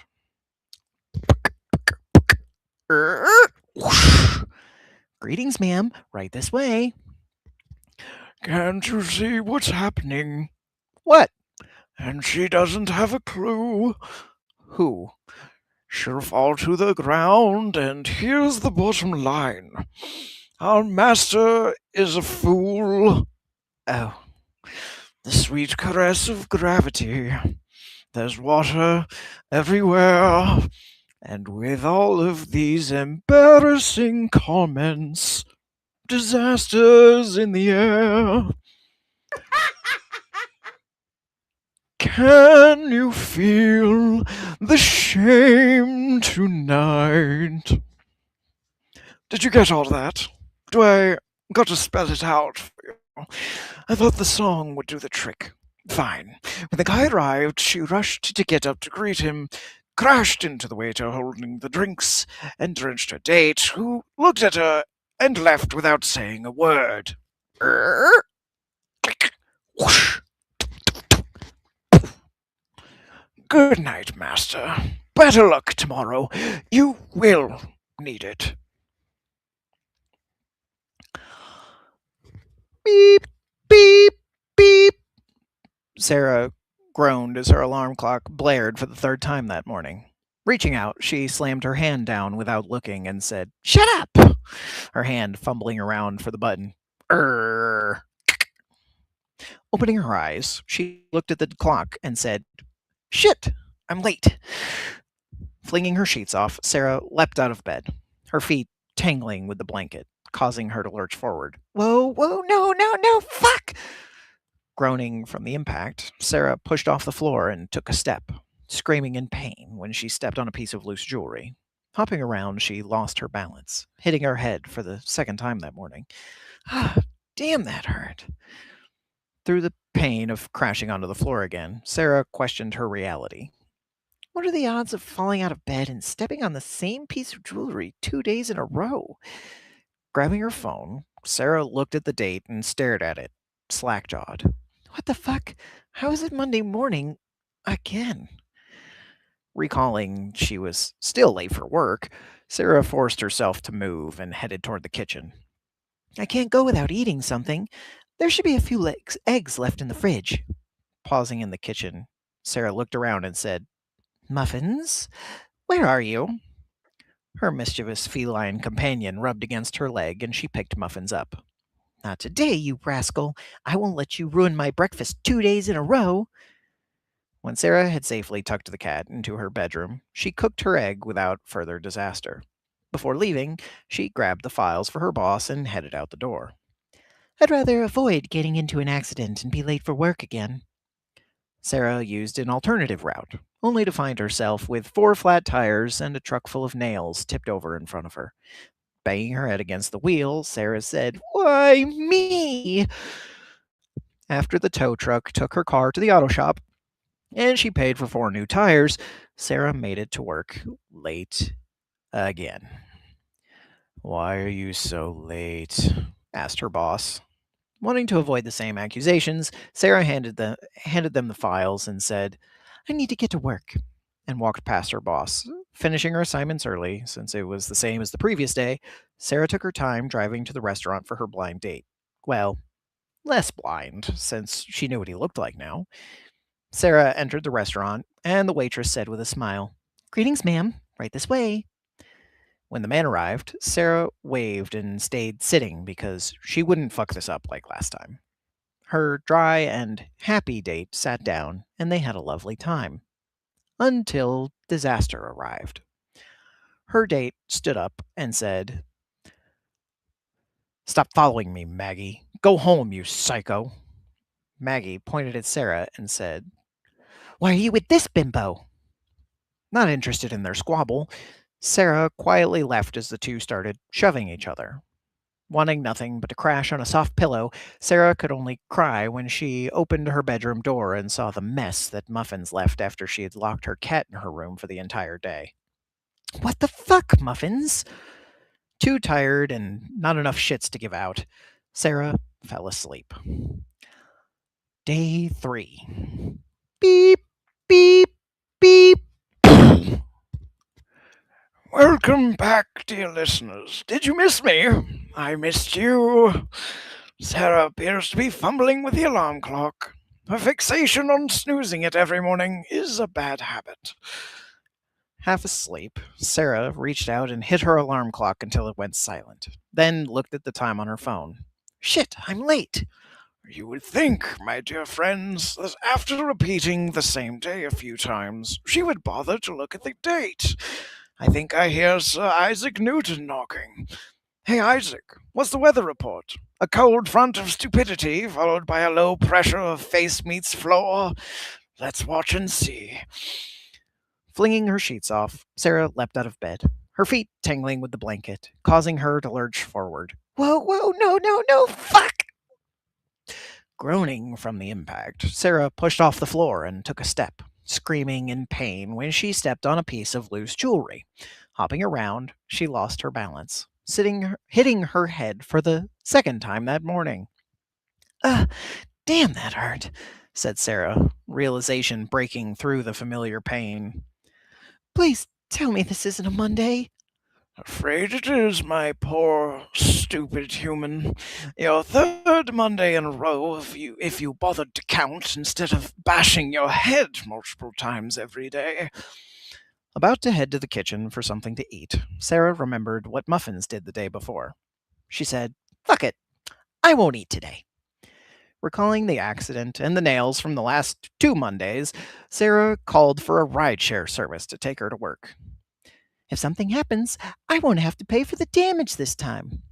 Color me surprised. She made it to work on time with the files, and people say you can't teach an old dog new tricks. If only she could remember what truly matters. But I won't tell her. Not yet. Hello. Yes, I just got off work. No, you see, I need to go home. I'm calling off the date. Yes. No, I don't want to reschedule. Why? Try asking Maggie.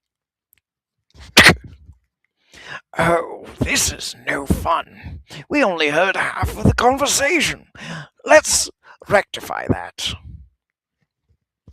Hello. What's up? Are you heading to the restaurant? Going home?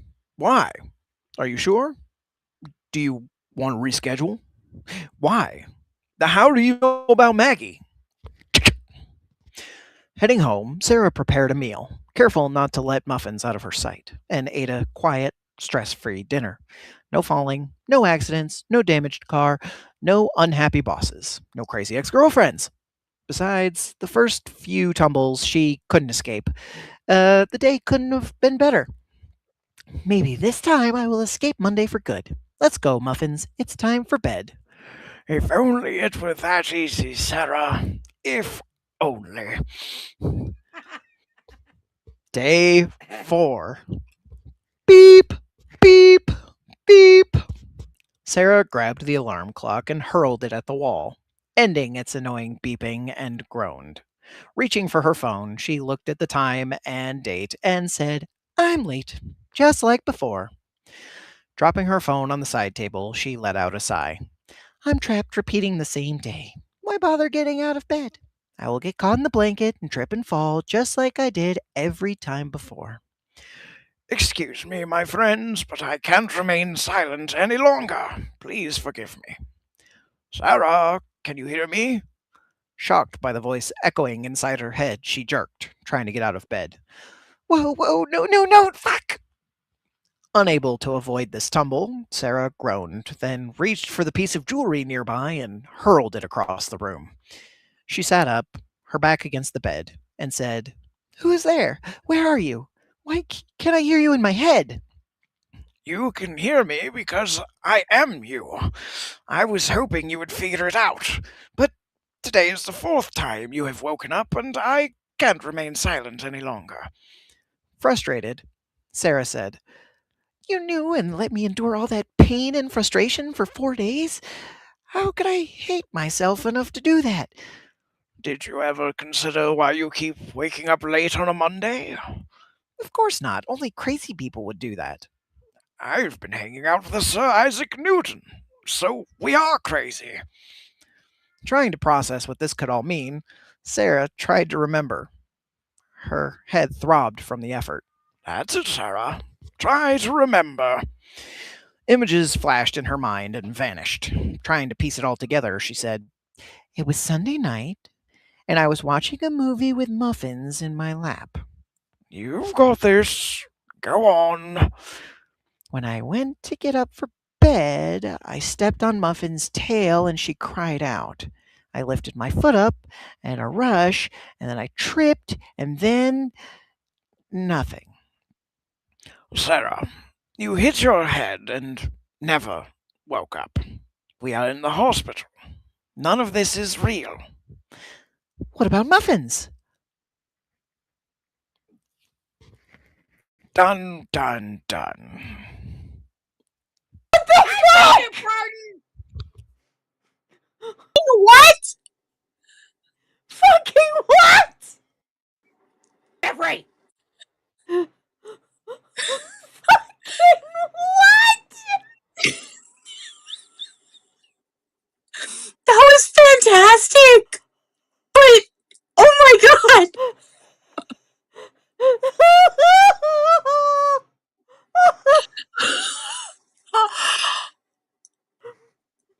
Oh my gosh. What? What? What? What?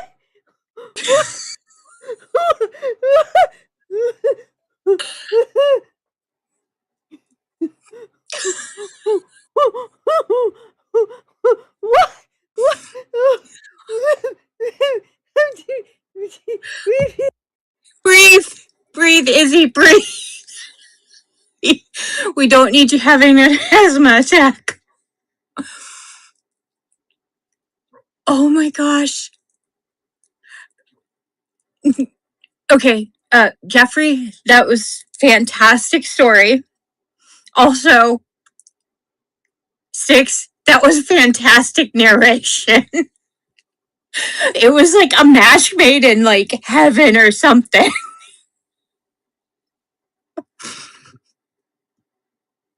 Excuse me. Izzy's getting her inhaler. This is going to be important.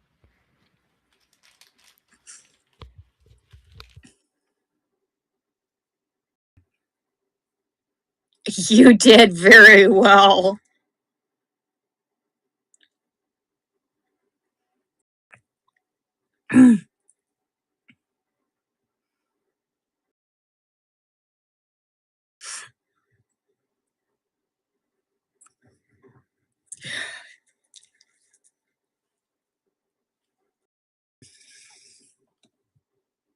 So what happened to Muffins?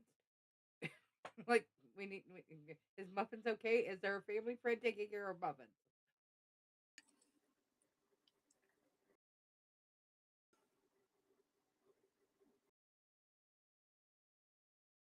You gotta unmute yourself if you want to say anything, Izzy.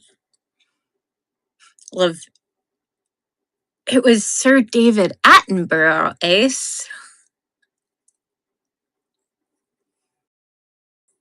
I really wish I saw that twist coming because, like, once the twist hit with the "I am you" line, like in my head, I was like, "Why am I narrating as an old British man inside a young woman's head?" It was fantastic, though. But it worked. I thought it was the cat. I was like, "This is I clearly honestly like." thought it was the cat. I thought it was literally like he was like going angling for like David Attenborough, like here we see the average life of a middle-aged American woman. Like, no, it was not.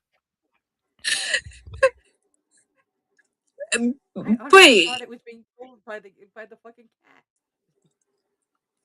honestly, I I think thought the there were David two cats. Attenborough. Yeah, I was thinking it was cats or even a mouse in the that's in the house. But I think the David Attenborough voice was perfect.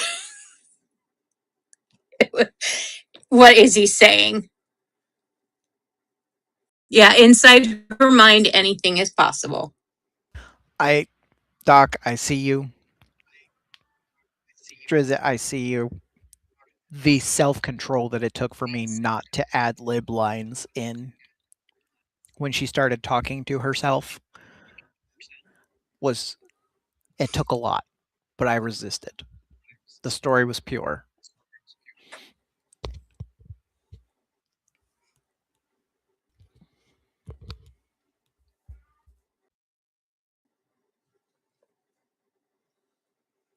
Oh, human.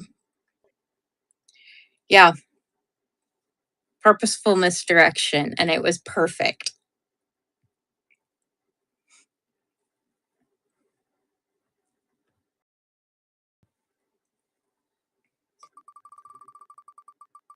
I guess we're spinning. I saw a grand arm swoosh gesture.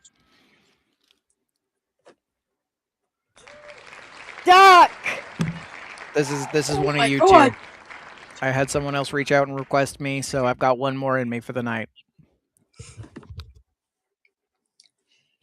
Oh, we got Bruja and Madre! Okay.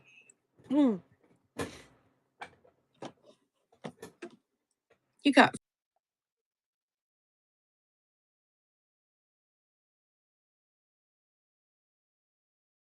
A, B, C, D, E. Gotcha, Duck.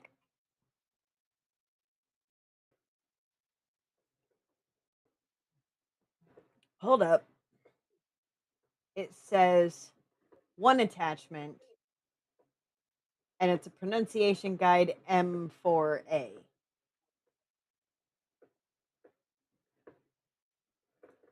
I don't see story attached. All right, hold on 1 second.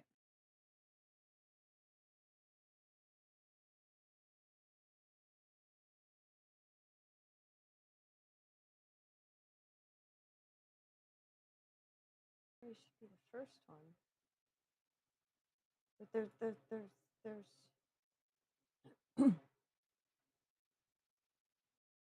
Yeah, it only has one attachment. Mm. Okay, hold on 1 second. We got it.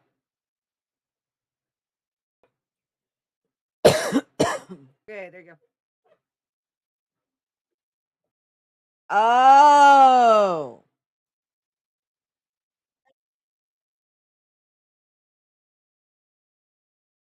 Did Julie? Aha. No, I think I bippity boppity did the wrong one. Yes, you did.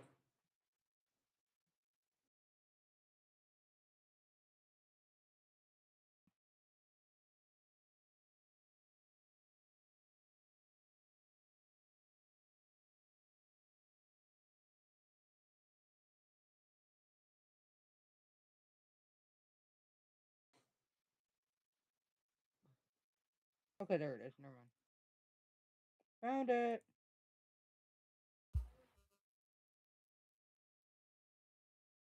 There it is. Okay, refreshing. There we go.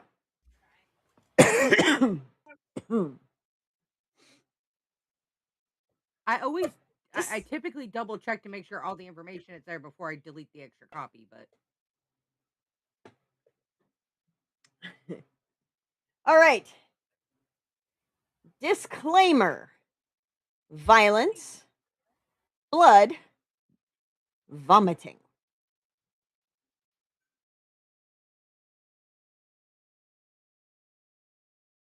Content warning: themes of death, murder, cussing, drowning, nightmares, domestic violence, anxiety, and depression.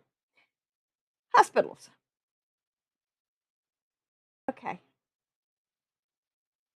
You know, triggering the arachnophobic wasn't enough for you people. Triggering my fear of drowning. Okay. It's cool. It's cool. It's cool.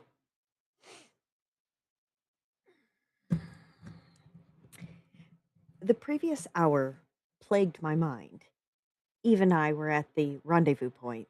Paige and Theo never showed. Some great friends. Tristan and Douglas did, though. They weren't invited. And those two revenants hadn't let up since the last time we saw them. They had murder in their gaze. Eve fought those two revenants off as best she could before Mr. Nobody arrived. He cast the ghastly two away with energy I've never seen before, and I had no more bandwidth to ask him what he had done. Eve held on to the last thread of her life as a curse seeped into her veins. I panicked. With too much on my plate, I deserted Mr. Nobody and fled to the nearest safe place. Everything between then and now was blurry. I don't know what time it is, but it's night out, and I don't have to run around like a headless hen anymore. Abuela wasn't confused when I was on her front porch. The crimson ooze on our bodies didn't even make her flinch. She took Eve immediately and told me to wash up, like I had come back home covered in mud. I think I left my shoes at the door, but they're the least of my worries. Abuela could fix Eve. She had to. Her house smelled like delicious mangoes. Whether there was a center bowl filled with the fruit or not, the scent followed you to the upstairs shower.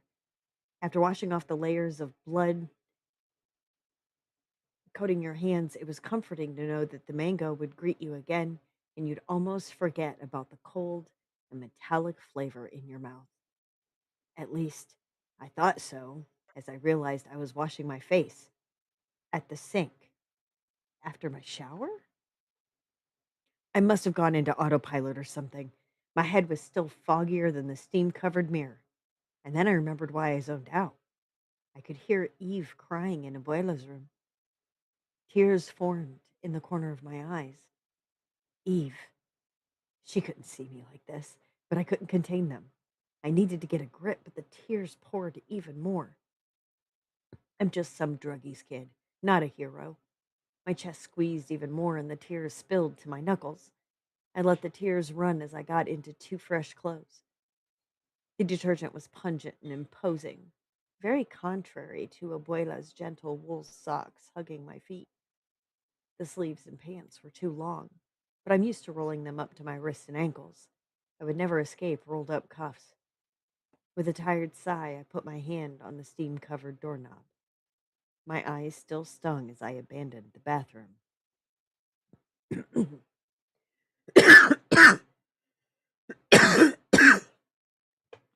I held myself together for maybe 3 seconds. There was a photo hanging on the wall. Mom. She was young, with a smile that would make the Mona Lisa jealous. A woman with perfect dark hair, and her eyes glittered without a trace of a 1,000-yard gaze little me would learn to recognize. My uncles would say Danger liked to flirt with her. Those familiar tattoos spiraled down her arm, bandages firmly wrapped around her hands, no needle wounds I could detect. I wished I met this version of her. I inhaled deeply when something clawed at my tangled heartstrings. I quickly ditched the photo, continuing through the hall with my eyes trained on the carpet. My aimless stroll led me to Abuela's study, a tiny room crammed with bookshelves and a desk. Instead of scholarly books, Abuela hoarded occult texts, newspaper clippings of hauntings, and idols of those who would protect her in this convoluted journey of hers. Bruja is what my neighbors whispered, but to me, she was grandma. To my mom and her brothers, she was mother. And to anyone who was affectionate towards friends of the family, like Nicholas or cousins like Max, she was abuelita or Lita. I sat at her desk, drummed my thumb as the lights flickered. She must have been using some intense magic to help Eve. I wince when I hear her groan through the wall. She was louder and closer. Maybe staying upstairs was a bad idea. My eye caught a hint of a news clipping underneath a file sitting on the surface of Abuela's desk. I pinch the corner between my fingers and peel it out. It's the same clippings as my pocket, but less sentences are redacted. I take out the whole thing and read what I can. My brows furrowed. Why did they say my family name was Torres? We were Cruz. I was Huey Cruz. Maybe it was a phony name to protect us. I didn't learn a whole lot. Miracle Boy and Hellspawn were nothing new. But that name Matthew was. Death mentioned Matthew. So did Mr. Nobody. I think I hear footsteps in the hallway. Quickly, I shove the article back in its place and desert the study. No one is in the hallway when I shut the door behind me. I fell deep into concentration as I wandered down the stairs, avoiding the walls as I approached Abuela's living room. I slid my hands into pockets. A harsh slap of disinfectant startled me before I ran into Lee, Abuela's son. Beside him, a mild waft of cheap perfume plumed off of Max. I suspected from the look of his scrubs and the dark circles under his eyes he recently got out of his shift. His worn gaze hardened. I could never tell if I was confusing his resting bitch face for disdain. That stick he had shoved up his rectum always seemed to jab upon my presence. Then I realized why I had to roll up these pants and where Abuela had gotten these clothes from. I thought they smelt sterile. I bite back the urge to recite my thoughts. We were in Abuela's house, so I offered him a nod. He silently brushed past me. Max, however, mumbled a quick hi to me as he scuttled after his partner in crime. I turned sharp on my heel and made a beeline to the kitchen as they whispered, "Has the nerve to ask for help." Lee's hissing withdrew under my arrival. I pointed quickly to the coffee pot. Uh, I just wanted some Joe. Right, of course, Max stuttered. He pulled Lee by his stiff shoulders, making room for me at the counter. I didn't take this as kindness of his heart, more like he didn't want to press anyone's buttons. My buttons. I strolled to the counter and poured myself a mug worth of cold coffee. The refrigerator shuddered between us like it was clearing its throat. Was that blood? Max whispered. Earlier, you two were covered in it. I knew Lee elbowed him because the oof he uttered was instant. Yep. Was it yours? Max asked. Lee coughed. Some of it, I admitted. Are you a... I'm fine. Then the refrigerator's hum took over the room. Abuela's walls whined under the pressure, too. It says, I remember it. Everyone with my blood always freezes me out. Max might have asked about the blood, but that's because silence freaked him out. He rocked on the balls of his feet, tapping his jeans with his fingers to make some type of sound in the suffocation. I don't blame him. The silence was deafening.